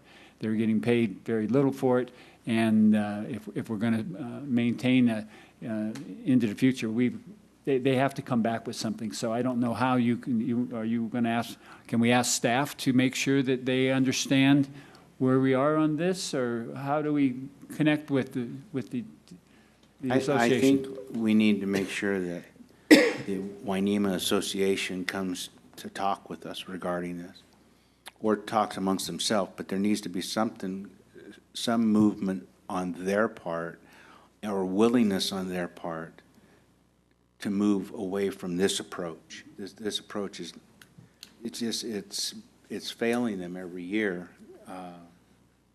They're wanting 15,000 or better every year. Stacy has just explained that they have some big projects coming up. What is $9,000 going to do for them? and the current person that is administrating on the Winema side, I forgot his name, but he's a great gentleman, goes, Stacy, I'm not gonna be able to do this anymore. They need to get somebody else. That's Oh, his the exact words. maintenance Sam. Yes. Oh, yeah, Sam. Sam, Mr. Sam, yeah. And Wes. West, yeah.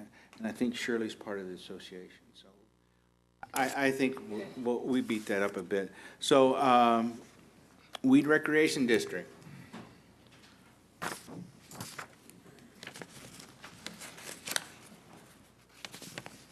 Hello, my name is Brianna Myers, and I'm the District Administrator for Weed Recreation and Parks District.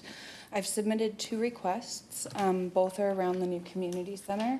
The district has had the opportunity to serve this community for several years, and we've created beautiful parks. Now we're going to take it to the next level and provide new and exciting opportunities for our community at all levels, from youth through seniors. The request that I asked for $5,000 is in regards to our activity guide. Our activity guide will highlight the community partnerships that we are making to help make the recreation opportunities here in our community more accessible. One example of this partnership is with the ski resort in Mount Shasta. We have several trips at all of the different levels, whether it be ski and snowboarding for adults, family days with tubing and hot chocolate, bingo on the mountain for our seniors, and a sack lunch. So we've tried to diversify that. Additionally, they're going to be a year-round partner with their new offerings of mountain bike programming, disc golf, and chair rides. So we're looking, that's just one example. We're also partnering with Weed Fire District to teach our CPR and first aid classes on each month. So this guide will highlight all of the different partners that we have, and it will also be able to give our community better access and a better awareness and connection to the opportunities that are here, because a lot of our constituents want to do these things but aren't comfortable, need a little bit of guidance, a little bit of hand-holding along the way. And so this activity guide will make that more sustainable, and we can distribute it throughout the county if we choose, because the center is going to be open to rent for those outside of our district. And so that does make it a valuable new asset to our community. Quick question, are your partners contributing? Our partners are contributing. Some of them are volunteering their time, and some of them are requesting small fees to cover their supplies and things. But really, the outreach in our partnerships has been very positive all the way around. The ski park is just one example. They cut the rates down to very, very low, like student rates for the general public who attend our programs. So that's making accessible something that can be inaccessible to our community sometimes due to financial reasons is now more accessible because we've been able to negotiate. Yeah, so you're doing this guide, is there spots for advertising on the guides? Or you're not going that approach? At this point, I chose not to go that route. Some of that has to do with our timing, and some of it is that the district is in its infancy in regards to recreation, and I'd really like to present the district on its own in all of the growth that we have coming in the next year, and especially over the first 6 months with the opening of the community center. And then after this first 6 months, we'll reassess and see where we're at. And I would be open in the future if the opportunity presented itself to do advertising, but that's not how I wanted to go with this first round. Can I ask a question? Your financial strategy, so it's a new company, new building coming up. Yes, sir. I'm just thinking when it was forecasted, there was a budget and it wasn't met, and they asked for donations. So I'm thinking that we're opening something that's not having met its budget to open. So what we've done is we did a fundraising campaign to help with the cost of the construction of the building, and that money went into the construction. And now I've been building a recreation program, which we have not had, and that includes the diversity of offerings for the different constituencies. And so that being said, we will be offering memberships at several different levels at very affordable prices that will help supplement the cost that it takes to run the building and do the operating costs. Additionally, I'm working with outside partners and grant funding to supplement our operational budget and provide other programs. So we don't have the operational budget money for when it opens January or whatever, when it opens, right? We don't have the budget to operate. Correct.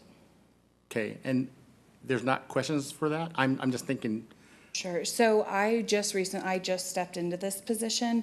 I've been in a part-time position in the last 9 months.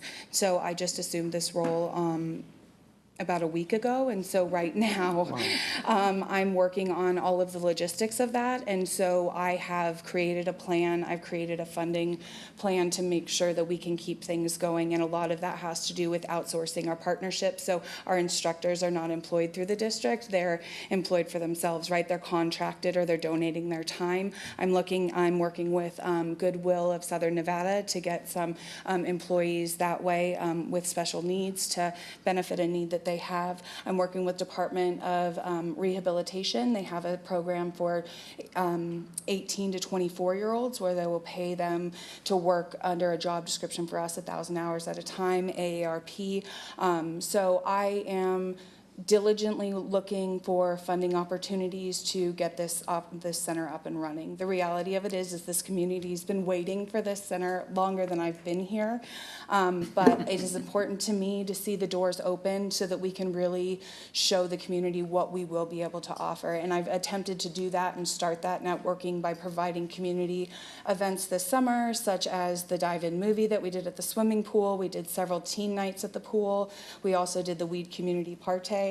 That was a free event that was well attended. I've also been doing monthly events at the elementary school, as well as home games. After home football games, I've been doing programs for the high school students. So the district is making an active, diligent effort to get out in the community and show that there is a new vision, a new drive, and a new leader to take us to the place we need to be. I don't have all the funding answers. I can't stay here and say that I do, but I do know that I am diligent and I have had great success in the short time that I've been given this responsibility and have a great plan to move forward with this. I just remain concerned for you to step in that role and that come crashing down on you. So I hope that doesn't happen. I hope the funding does come, but it is a concern opening and not having the funds to operate. Yes, sir. So I do hope that however we can help, we'll do that, because I look at it every day and I see it. And I'm excited for it to open too, but I don't want it to be something on your back that doesn't work. Sure. And we're not helping you appropriately, whatever we can do. Right, and I feel like part of the reason that this activity guide will be so essential is in many other larger cities, many other districts, this is a common practice of a recreation district. And what it does is it opens the opportunity for people to understand what we're doing and what we're serving. We're partnering with COS for non-credit classes, so we're going to be offering life skills classes. We've been surveying the community and the different groups to see what they want, so that this first 6 months as we roll this activity guide out, we're highlighting the things that people in our community have identified as needs and wants and offering those. And my hope is with all this information in a tangible source, it's going to give the community a broader picture. It will also help with future funding because it's a tangible piece of what we're doing, because we are in our infancy of that. And Gotta your love her second one- passion. She's Yeah, passionate. you're good for just a week, I tell you. The budget for the grand opening, that's the other submission? Yeah, so we have a small budget for the grand opening, and the grand opening day will be a two-part event. The community will be invited to come to the facility from 10 to 2 on a date in January, and and so what will happen at that time is we're bringing our instructors out, our community partners, and the facility will be open. There will be activities and music, hopefully food and games and activities, just for the community to have access to see all of the beauty that is in the building. Additionally, this is where we'll disperse the information.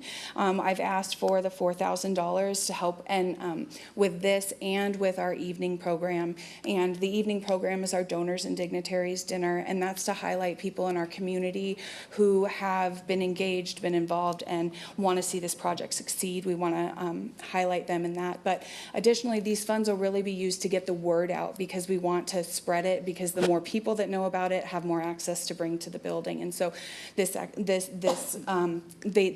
two projects partner themselves in the sense that they'll both be highlighting and utilized as promotional tools. The last question for me, the events that you've mentioned. Yes. What amounts have you had for that that's ready to use for whatever you have? You mentioned the swims, the movie, the all-city park. Do you have the Sure. amounts of those that you have as So, money or finance? No, the money that we retained from attendance went directly into program costs. We did receive 2 grants, one from Ford Family Foundation and one from the Sheriff Lopi Foundation in regards to our Weed Community Partay that help cover the larger expenses like showing a movie at night publicly. That's a very expensive undertaking. And so in order for us to advertise it out via social media and on the web, we wanted to make sure those things were covered. So additionally, our youth program, it's $2 a kid for 4 hours of programming with dinner. And so right now, that money is going right back into covering the cost of the food. Again, we probably could raise those prices, but we're trying to appeal to the community at large and be a valuable resource and not be a huge burden on families, especially those with large families. So if we decide by December to give you the 4,000, would that be enough time to implement the grand opening within 2 or 3 weeks? Yes, sir. I'm going to be working on building the design with a graphic designer, and so we will be working through December to get the design ready. So once we get the funding, we can send it straight off to the printer and get that out. Thank you for those answers. I didn't mean to Yes. put you on the spot, but Oh, no, that's what I'm I here don't want for. it to be falling on you. Yeah, no, you're fine. Anything else? That's all I have. Mr. Mayor? Go ahead. I have a question. Brianna, you asked for 9,000 total. Yes. And the activity guide is listed first. Is that a priority? It is a priority for Okay. me. It's really, it's kind of the quintessential piece for kind of all components in the new foundation. And I just, of the community center, and getting the word out to our community is really important, and just showing the diversity of options and the opportunities that are here and the opportunities that we are creating as a district. I understand that. I just mean as far as Yes. the 2 that you've asked Between the for. 2, You know, yes. between the 2, you would rather we focus on that? Yes. And do what we can with the other? Okay. Yes, because I do have a little bit of money budgeted for our grand opening already, so the grand opening is not contingent upon this funding, but this funding would allow me to advertise on the radio or, you know, just to kind of diversify our publications and get the word out to more people. So, but the activity guide is my focus. Thank you. And thank you for your passion. I love it. Thank you. When you're talking about activity guide, are you talking about a folder? Are you talking about a placard? What are we talking? Sure, it's going to be a multi-page booklet, hopefully 8.5 by 11, but that'll depend on funding as far as that goes. But it'll be a multi-page guide. This first guide, we're gonna do an overview of like how the community came around, an introduction with myself because I am new to the district and new to this position. So we wanna make sure the community knows who I am and my background. And then we're gonna go into the different demographics that we're gonna be serving. So there's a section for youth under 5 in all the classes that we're doing. There's sections for teens, and we're doing teen programs. So it will highlight each of those things as well as the community partner offerings for 6 months at a time. Does that help? Yeah, it does. But are you going to be redoing this in every 6 months or so, you think? Yes, so at some point it would be nice if we could get a year ahead, but feasibly with a new structure and a new community with something that we don't really have a lot of historical evidence as far as use and desire, because our district has not in this capacity tried to take on something like this and didn't have a facility like this. So I feel like addressing every 6 months for the first 2 years is probably going to be the best way so that we can build along the way and make those changes incrementally. You're kind of giving me the feeling for some organizations, they do an annual report. It's And I know it's like a pre-annual report kind of thing. kind of. It's really just, it's more a promotional piece than anything. And it'll be available online. It'll be available via website, on our website through social media. So we're going to digitize it as well because the district has adopted a new facility management program that's going to put everything digitized so everybody can register and pay online. There's all kinds of great things coming with this new facility. And so, again, this piece just comes back to we need this to get the word out, and we will be evolving it as the community's needs become more apparent. How many pages are you talking about? I'm hoping to be somewhere between 10 and 15. That's a very large endeavor. It is, but Right. it's already underway. Okay.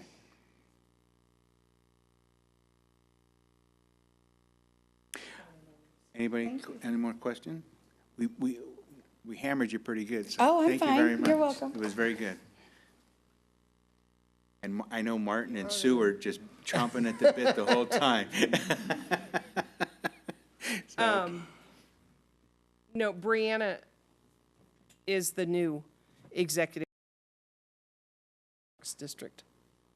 So there will be, there's a new logo coming out. She's doing a good job. Lots of new. I want to thank you guys for your work. Actually, personally, I think that's a great thing that's coming, so.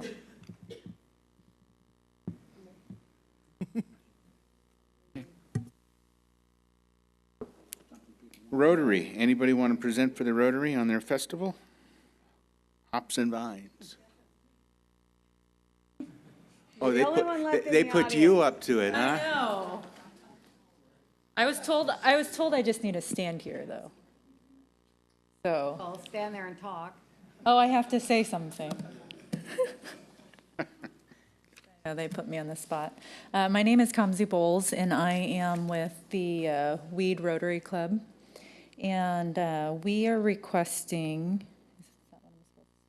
$3,000 to help fund our event that we have been doing annually. And this past year, we grew, I would say, quite a bit from, I think, previous years. And I think it's an event that requires more funding. Most of our funding comes from other local businesses in the community. And last year, the city did provide us with $1,500, which we used to secure bands and advertising, which is really, really important to, advertise and get something so people will want to come and enjoy the different breweries that we offered. We had multiple vendors this year. We had more food, more brewers show up this year than in previous years. It was pre-burned. But that was good. Maybe it'll be bigger this year because it'll be a little bit before fire season. Well, we actually had a lot of rain this year, and even through the rain, we had quite a few people stick around, listen to the bands. We had great bands, and we did get compliments, a lot of compliments throughout the community. And we just hope that with more funding, we could advertise more, secure more, bands and other things like that, so we could safely transport people.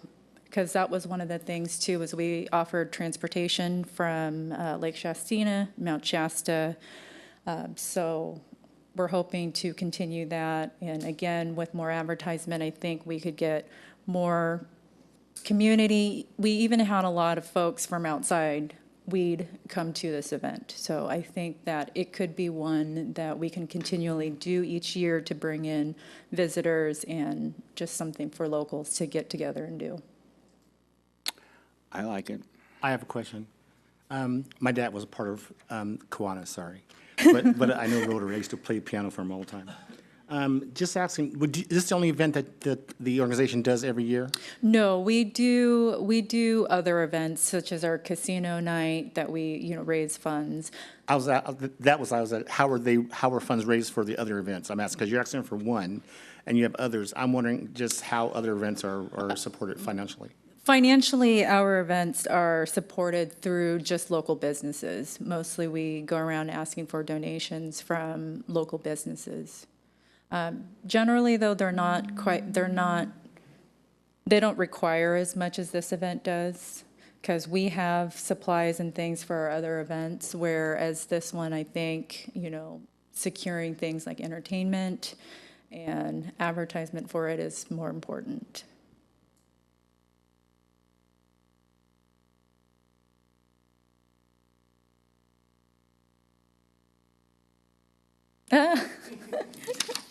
Thank you.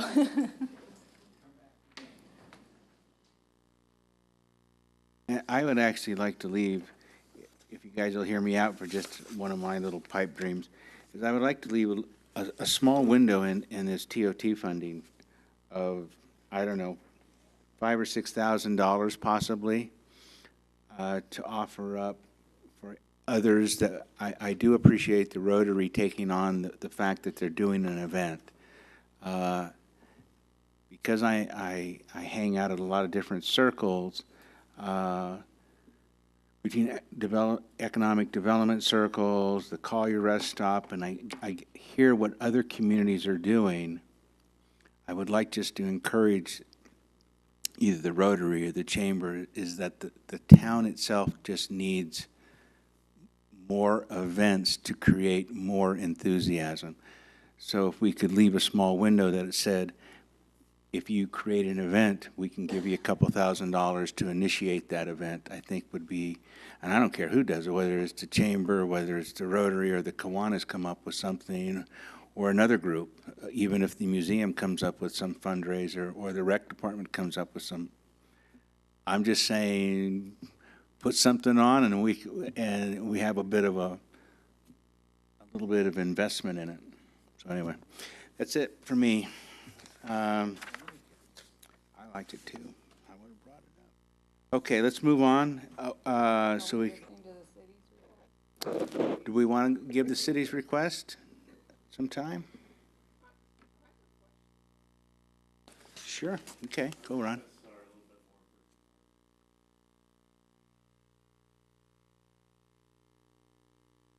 Mike. Sorry.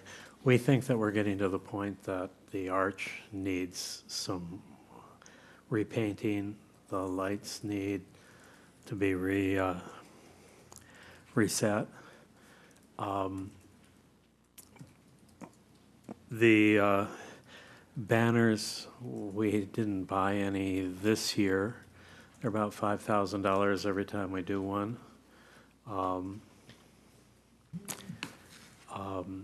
It's not essential, but the banners have been accepted as something that the community likes. We sure could use a fall one. We switch over to the snowflake, I think, far too early. So it would be nice to get something from there. Or just a bunch of snowflakes. The triangle design, we were encouraged to go out and get an estimate, and we put it in your packet because we wanted you to see it, that the estimate from a professional for design alone was $15,000, for planting and construction $200,000, which we thought he probably didn't really understand exactly what we were looking for. Yeah, that was pretty steep. Maybe we just need to sit down and chat about it a little bit. When we put in the number of 3,000 and 20,000, we wanted to show you what we thought might be a reasonable expenditure. And give you at least some idea of what that would be. It's fairly low on our priority list. We don't think you're going to get around to funding that, but you're likely to see that as another capital request when we do the budget next spring. But it might mean that our triangle stays pretty Spartan now for another year. But let's prioritize.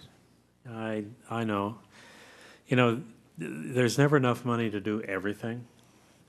And so you got to decide what's really important, and there's enough money to do what's really important. We wanted to give you some ideas of some things that the city could do, but we also realize that the community organizations probably have higher priority to you. We understand that. Well, hopefully our sales tax will help along with that as we plan for the future a little bit, so. Yes. We're not going to, in the 2019 budget year, you're not going to see a significant increase in sales tax. But we are going to see an increase in tourist occupancy tax and sales tax in 2020. we'll have a good half year, if not a little bit more, of a couple new businesses that will help in that regard. Our sales tax has been increasing, but that's because gasoline prices have been increasing. But recently, we've seen a downturn in those prices. We don't know how long that downturn is going to last. We'll have a better idea as to our prediction for income as we get closer to the budget season. I would venture to say that the $23,000 for the triangle doesn't need to be borne by the city itself. I forgot to mention that in a conversation that I had, Bob and I met with Dr. Schoonmaker and Carol Cupp, the trustee of the board for COS. I don't know, is she a chairman? Is she chairman of the board? Regarding how we could be better partners. And one of the things, some of what we discussed was short-term, some of it was a little bit longer term and development of relationship.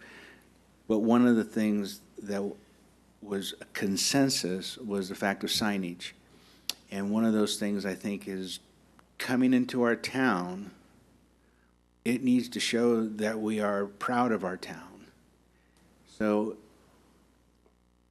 that triangle I think we can get money from COS and we can get money possibly from the chamber, although based on that conversation, maybe, maybe not.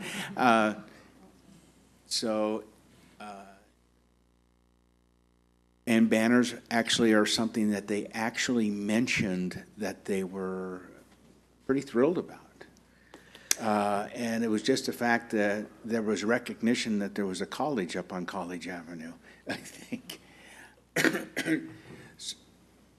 So I believe we have those people that are, I think we can get help. So this whole 23,000, maybe we're looking at a 50%.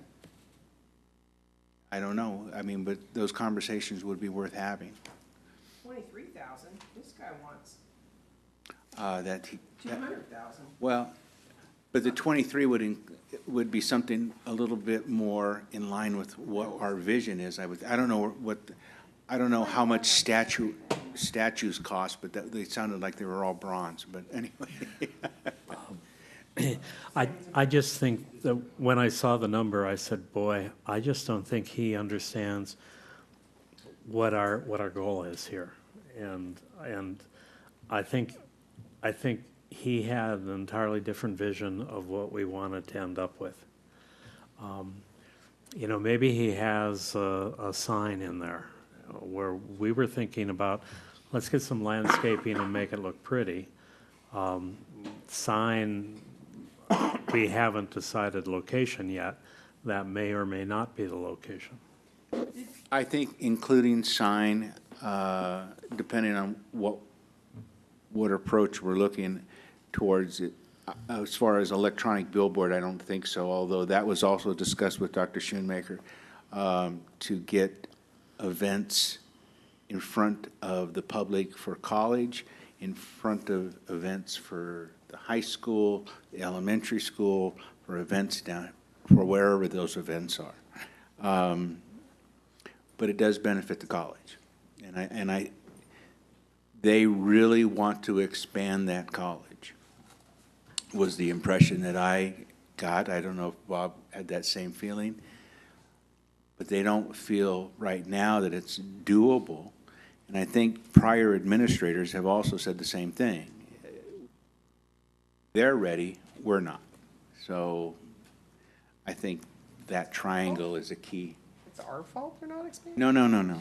The fact is when you have a college, there also needs to be support structure that supports it. So you can't bring 2,000 kids into this neighborhood and I don't know, what are you going to do with them?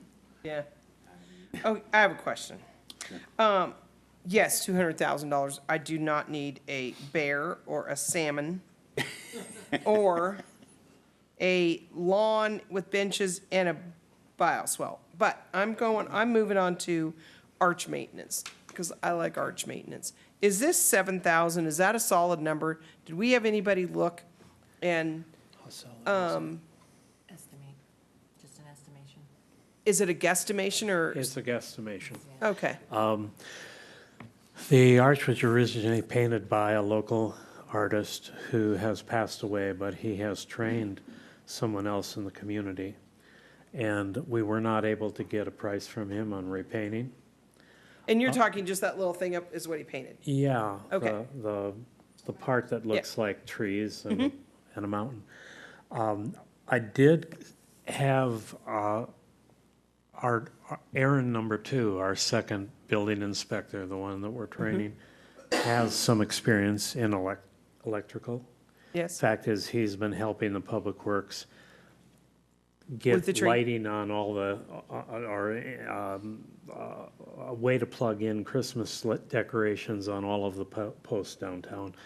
I had him take a look at the lighting, and he thought we needed to replace the lighting with LED strings and not try to change bulbs, okay? Oh, is that what's on there? Are they bulbs? Because they're things from way back. So it's not even the rope lighting that's in there? No. Oh, that's what I imagined. So Okay. he said that he was giving us a price based on catalog.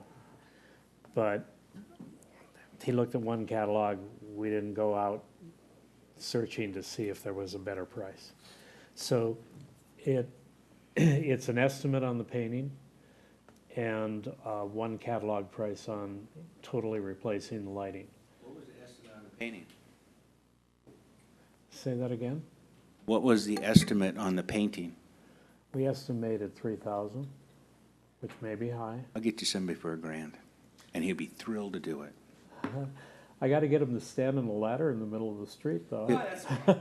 They're painters. He's been smelling fumes for years. He'll be fine. Okay. So we may be 2,000 higher than what it really is. And we may be able to cut the price on the lighting.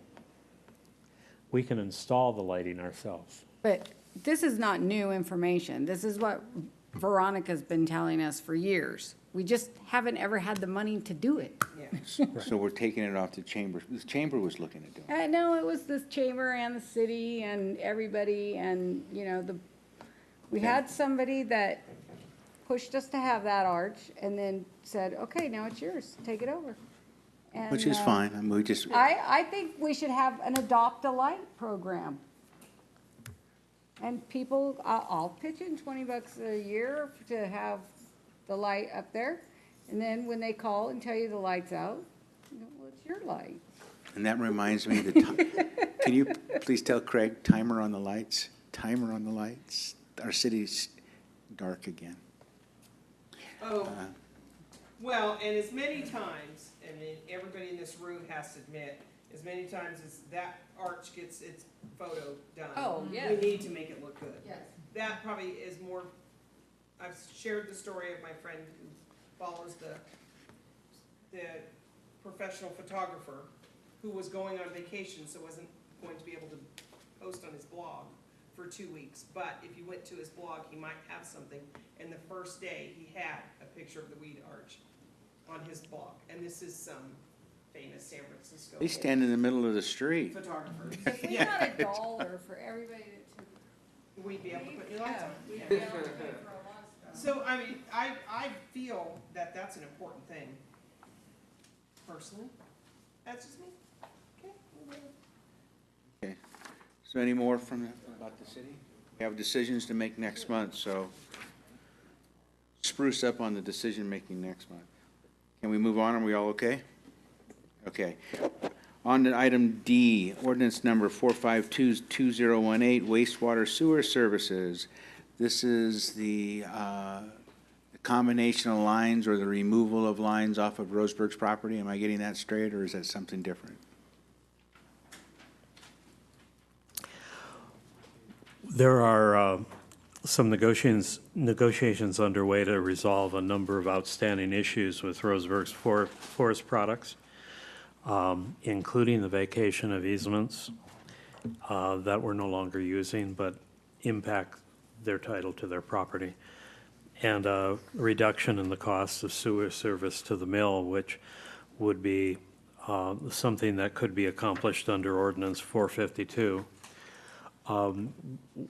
We believe that maybe it might be the best for both parties to wrap everything together on the same agenda. We think that may be resolved by February. So our request is that you table this matter to your February meeting. I move to table it to February. I will second it. All in favor? Aye. All right, short order. Item E, Southweed Interchange Traffic Impact Fee. Council to consider proposal from GHD, formerly Omni Means, to update the traffic impact fee study. This is in regards to the impact fees for development in the south end of town. Yes, it is. I was going to have Craig handle this tonight. Craig has family in the Paradise area, and they called him this morning and said, we need help moving cattle. I'm not even sure that he could get into the location that he had to get to, but he was out of here like a blast. I said, take care of family. So he went home, got his truck, got his trailer for cattle moving, and he headed south. Here's what I know about this. We originally had Omni Means put together the traffic impact study. It was done in 1996, and it not only identified the projects that needed to be done, but it used 1996 dollars and then estimated what the inflation rate would be. They estimated fairly low, and we've not updated it for too long a period of time. And as a result, we're not really generating the type of dollars that we have, that we really need to do the projects. Thank goodness we got an EDA grant that's going to cover some of that we don't cover. But we thought it best that we update the program. The $17,000 can be paid from the impact fees we have on hand. I had a request that maybe we consider expanding the traffic impact study to look at the intersection of Shastina and Southweed Boulevard. But we didn't get that request in time to get a number from what used to be Omni Means. They've changed their name when they combined with another entity that also provided the similar services on a national basis. So they're now called GHD. If you approve this tonight, we may be coming back with at least a dollar amount of what it would cost to add an additional intersection to this process. We don't really have funding because we can't use the traffic impact dollars that we've collected to date for Southweed for traffic analysis elsewhere. So it's going to be a real question, not only how much that's going to be, but whether we can find the dollars in the current budget in order to do it, or whether it has to be something that we do as an addendum in a future year. But we're asking you tonight to approve this so we could get it done in the next 60 days or so. I think their estimate was that they could do it in 3 to 4 years. 3 to 4 months, 3 to 4 weeks. I'm having an interesting time coming up with that number. I apologize. 3 to 4 weeks time, but we also know that during the holiday season, time gets extended because people have other activities that take away time from their work. So my goal is to have something to you that you could approve in January. And I will be back to talk about whether or not there's any other areas we ought to be studying. So what we're doing, this is just going to impact the south end only for right now, or does it give you leeway to do all Yeah. of it? Just updating the 1996 report, which only covers the South Weed area. Questions for anybody? Yes, the funding, I heard you and I just lost it. Would the funding to pay for this comes from what now? The funding to pay for this is the dollars that have been provided to us under that. I see that it says general fund, but that is not correct. It is from the funds that have been paid to us. So as places opened up like Starbucks and Grocery Outlet and others, they have had to pay a traffic impact fee. We have in the fund more than 17,000. We have, I think the last count I had was about 60,000. That fund will pay to update the numbers.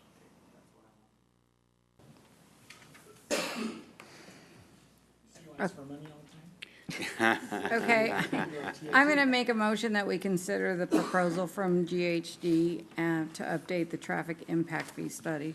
I'll second that. All in favor? Aye. On the consent agenda, actually, oops, contract award for internet fiber services, item F. There is information in the packet regarding awarding of a proposal for our new internet service provider. You want to make a small report, Ron? Yeah, we went out to the 3 providers of internet service and asked them for fiber optic connectivity and a ring connecting the maintenance building, the fire station, and City Hall. The outcome of having a ring is that it makes no difference whether the computer is at the maintenance building or in City Hall. They won't be able to tell a difference in speed. It'll all be the same speed. We currently have 100 down and 100 up, and we're currently getting that from Northland Cable. We have had some outages, and that has created some problems for us because of the fact that our police department has to be online in order to get information. When a call comes in for wants and warrants and other sorts of things on people that are stopped, they need to be able to access information that is elsewhere, not on our internal system, but would be on NCIC or CCIC. So the outages bothered us, and CalOR has a better record of reliability, and their estimate was very close to, but not the lowest bidder. We are asking you to go with CalOR because of the reliability difference. Currently, we're paying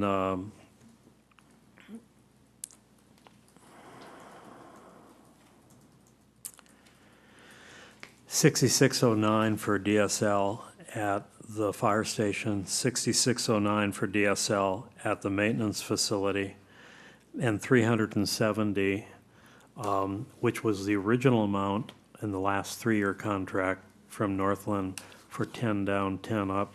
They increase it to $100 without adding any additional cost. If you add those 3 numbers, it's $502.18 a month. And with the CalOR proposal, we can select whichever level we want. We are thinking 200 is what we'd like to have. And 200 would see an increase to $550 a month.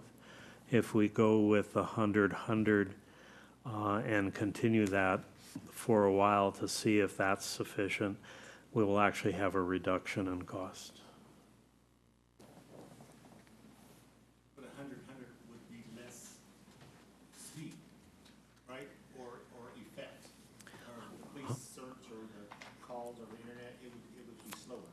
100 down and 100 up is what we currently have, and right now it appears to be sufficient.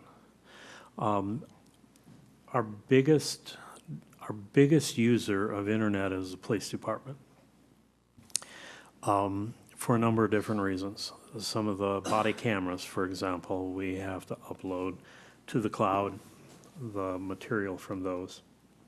Apparently, we have to hold on to those for quite some time. So when we had slower service, when we had DSL in City Hall, you'd put one of those cameras on the machine to upload, and it wouldn't be finished uploading before the next shift started for the same officer. So we went 10 to 10, and it's just marginally enough. And so we know that we got to go at least 100. I'm asking you to award the contract on the assumption it's going to be 200, but CalOR will not actually be able to physically connect us until February. And I'm going to try the first couple of months to do 100 and see what happens. So Max, the chief, so just bottom line for naysayers, how would that look for our safety and health of the community to have that speed increase, which I believe, my vote is yes already, but I want to hear from your tangible.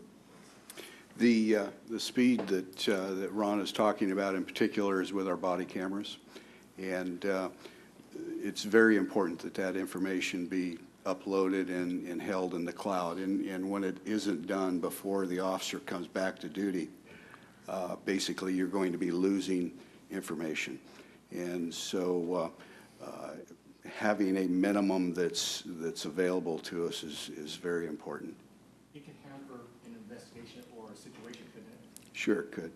Sure it could. And secondly, the ability to go on to check for wants and warrants, as he spoke, is very often, and we considerably need that availability to us as well.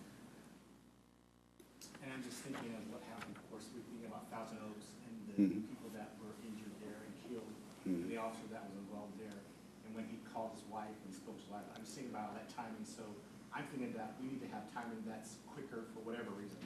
Yeah. And that would that work also along with the body cameras? It would. So is the 100 sufficient? As a minimum? As a minimum, yes. I believe it is sufficient at this particular time. As you add other pieces of equipment like the camera pods that we have, those are done as well. You know, there's other impacts that could ultimately address with that. For just $48, we'll have a top speed and more availability for them to do their job. Well, you also have to have computers that have enough tech to actually get that.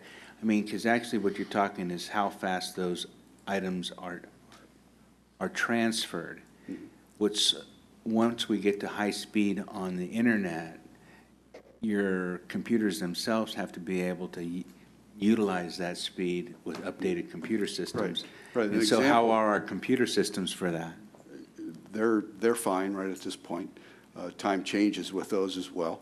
They'll need to be replaced. But an example is an officer makes a traffic stop, asks for particular wants or registration on a car. With the right equipment, he can have that before he exits his vehicle. And that's pretty important. So what was it difference between 100 to 250? $50, wasn't it? $48, $47 and The difference on a monthly basis for 200 was $350 for each connection, and for the 100 meters it was $250, so it was $100 more. But the Connectivity to the other two buildings are $100 each per month. So you're not spending $350 to get 200 at the fire station. You're spending $350 to get 200 for all city uses, plus 100 to get the fire station in the ring, and 100 to get the maintenance building in the ring. Fire station probably uses the internet more, but in the maintenance department, they're always going to catalogs to look up parts, to get numbers, to get prices. It used to be that we had those catalogs and books on shelves. That's not true anymore. Now it's all on the internet, so they're doing all their search for parts on the internet. I'm good. That's what Anybody they want. questions? The one they want. That's our choice. I'd feel froggy and jump with the 250. I mean, if we're gonna do it, then we just jump unless, if we take the 100 and upgrade later, there's no fees? No fees.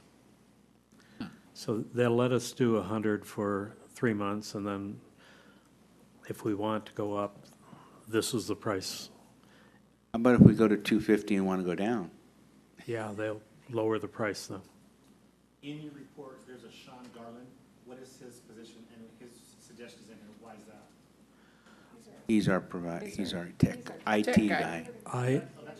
I asked Sean to look at these and to make a recommendation, and after looking at them, he said the difference in price was so immaterial that the difference in service levels and reliability should make the decision, not the price. And he was the one who said CalOR. So really, the recommendation I'm bringing to you is Sean's. So I would move that we accept the recommendation of Sean and go with the 250 speed, 250 up, 250 down, and accept a bid from CalOR at that speed. I'll second it. All in favor? Aye. Okay. 250. Okay, on to consent agenda now. Any items that want to be taken out of the consent agenda? I want to remove item E out of the consent agenda. E? E. For discussion? Discussion in bed, yeah. No, I know, I can move that out, right? Do I need a second to move something out of the consent? No. Okay. Okay, let's make a motion to approve the consent agenda minus item E. I'll second. Second that, all in favor? Aye. Okay. On to item E, Administrative Service Department. What I want to look at and what I want to confirm, and it's kind of stupid, but is that when I went through the register, and we maybe double doing this, but for future, this council hasn't been updated on actual versus budget. I would like to take a look at that, so that's for future. But when I was reading these items here, there was a couple checks, one for 270,000 that made me feel squeamish, and another one for 100 and something to, was it OmniMeans or? Climatech, there you go, thank you. Climatech, that's the $1.7 million. We got that in a grant, right? Well, it's actually a 1% low-interest loan. Okay. From California Energy Commission, and as they have been installing, as you see, over on the wall and the structure here. I was just concerned we have that covered. It's not something that's. I lost my train of thought when I was. And let me explain the way in which we're doing it. In order to make a draw on the loan, we have to give evidence of payment. So what we do is on our regular accounts payable, we run the check. But we put the check in our vault, and we don't hand it to them. We take a photocopy of the check to prove payment. We send it to the state. The state sends us money electronically. When we receive the money, we hand out the check. Because it's a little bit too much money For us to handle. for us to float it, okay? Okay. So that's what we're doing in order to make the payment. We have approval from our contractors for that. And we are making sure that we protect the city's bank account. Okay. I was just, there was a couple of I'm going, holy cow. I let Kelly off tonight. He asked if he could, he's trying to figure out, they had a 3-day training session about a year ago where they talked about how to do reports. Today, he doesn't remember that.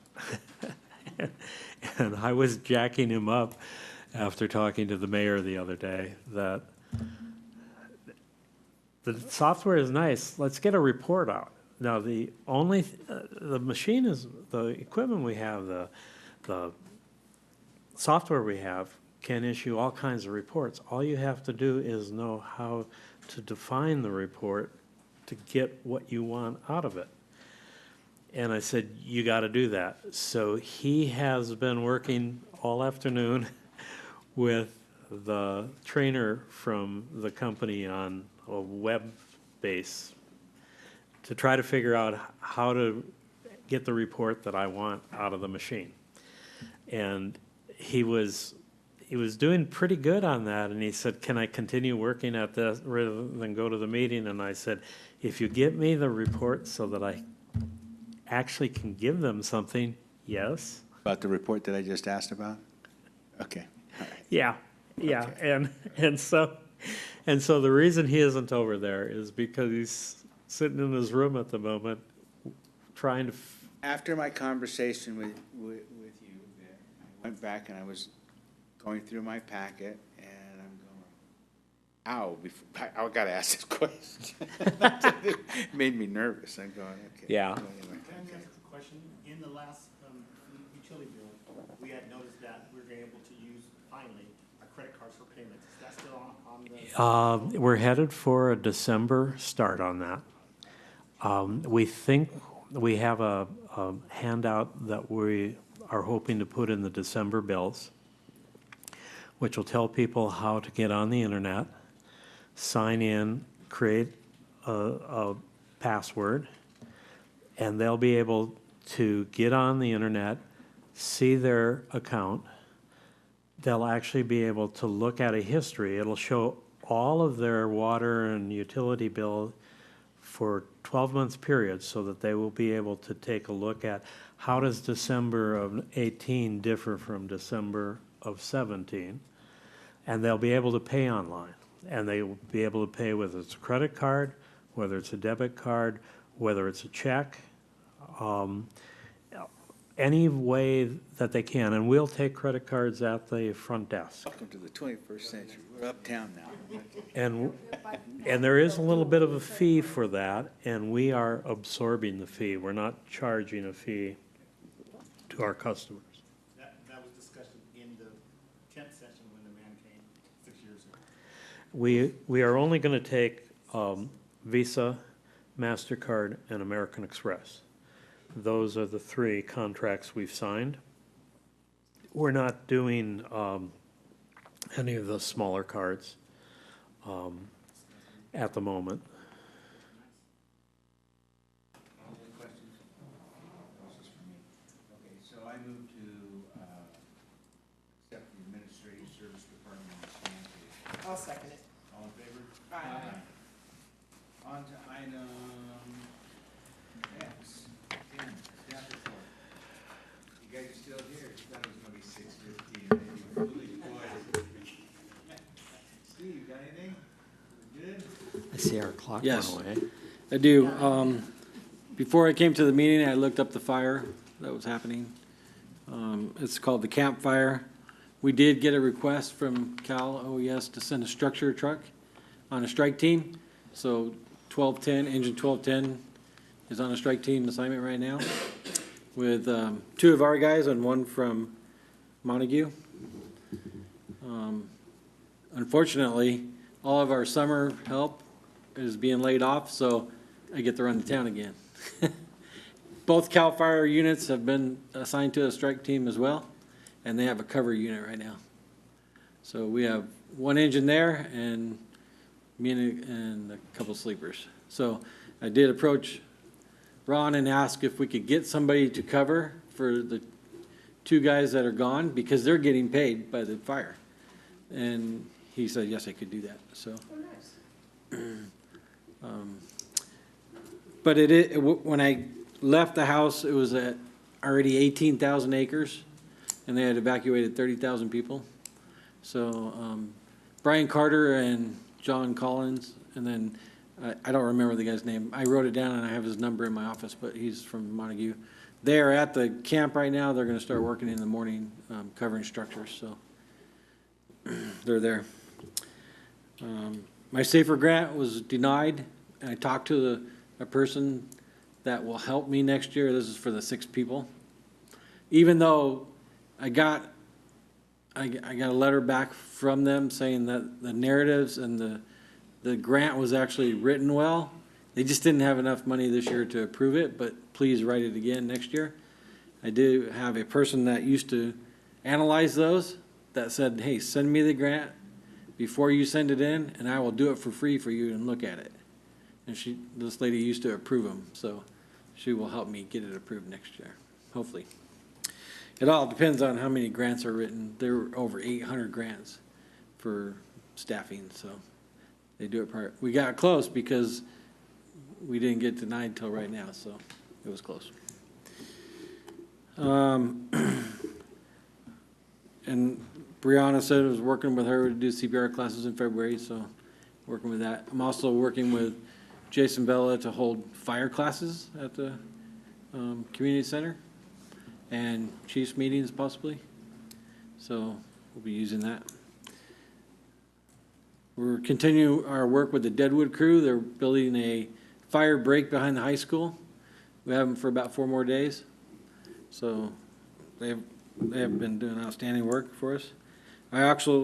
Martin suggested the STEP program. I contacted them. And I have 2 gentlemen, if you might see them around town, they're weed eating for us for free.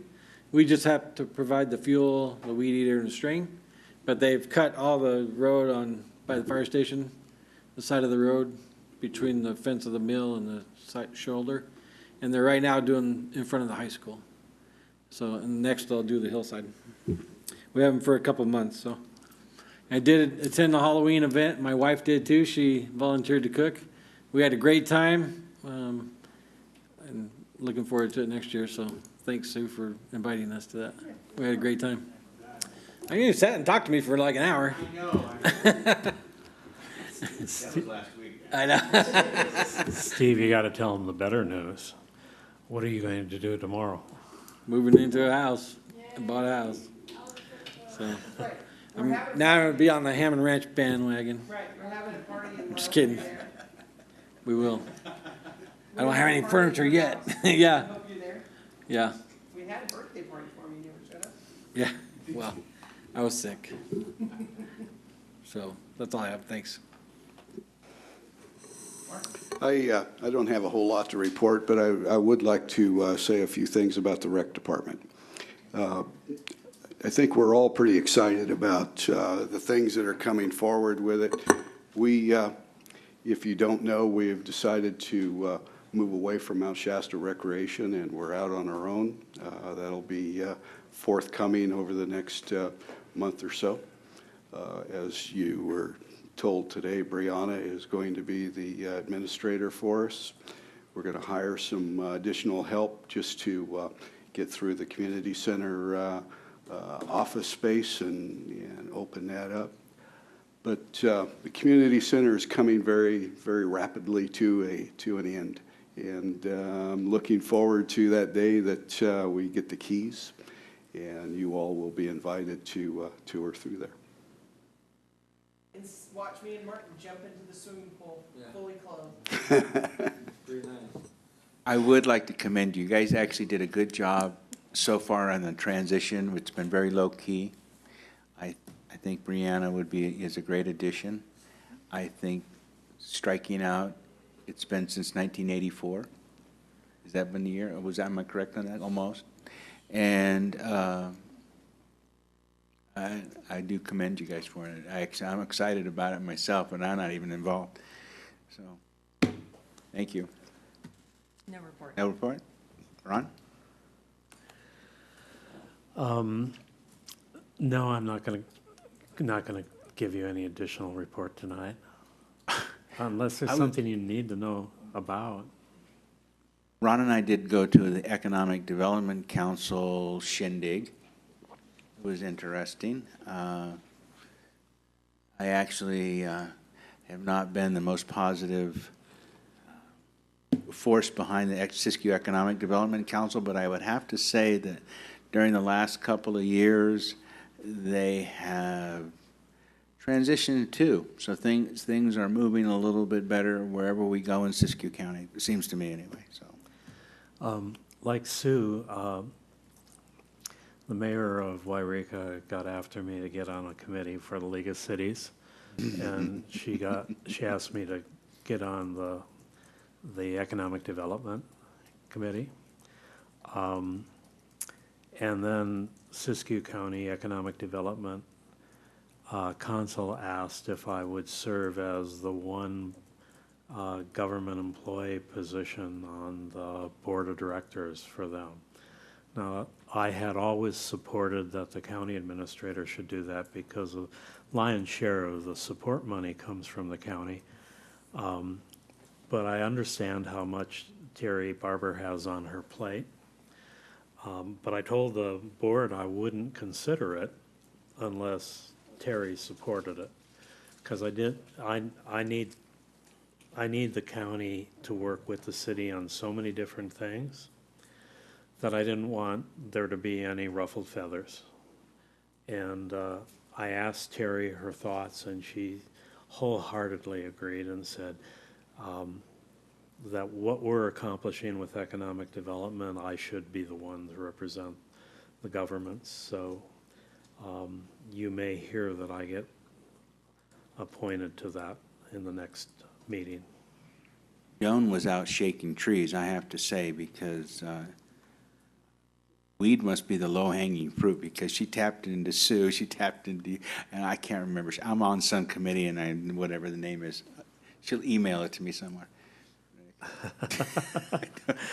Well, anyway. Maybe they're tired of sending Steve down. It is 3 meetings. Okay. My group doesn't go anywhere nice. They just go to Sacramento. I think that's where Sue's gonna go too, probably, right? Sacramento, and then one of them is like somewhere in the near vicinity of Disneyland in Orange County someplace. And then the other one is. You can have that one too. Yeah. Bob? Okay. All of that? Sue? I'll make wait, I need my microphone. I'll make a motion to adjourn. I'll second it.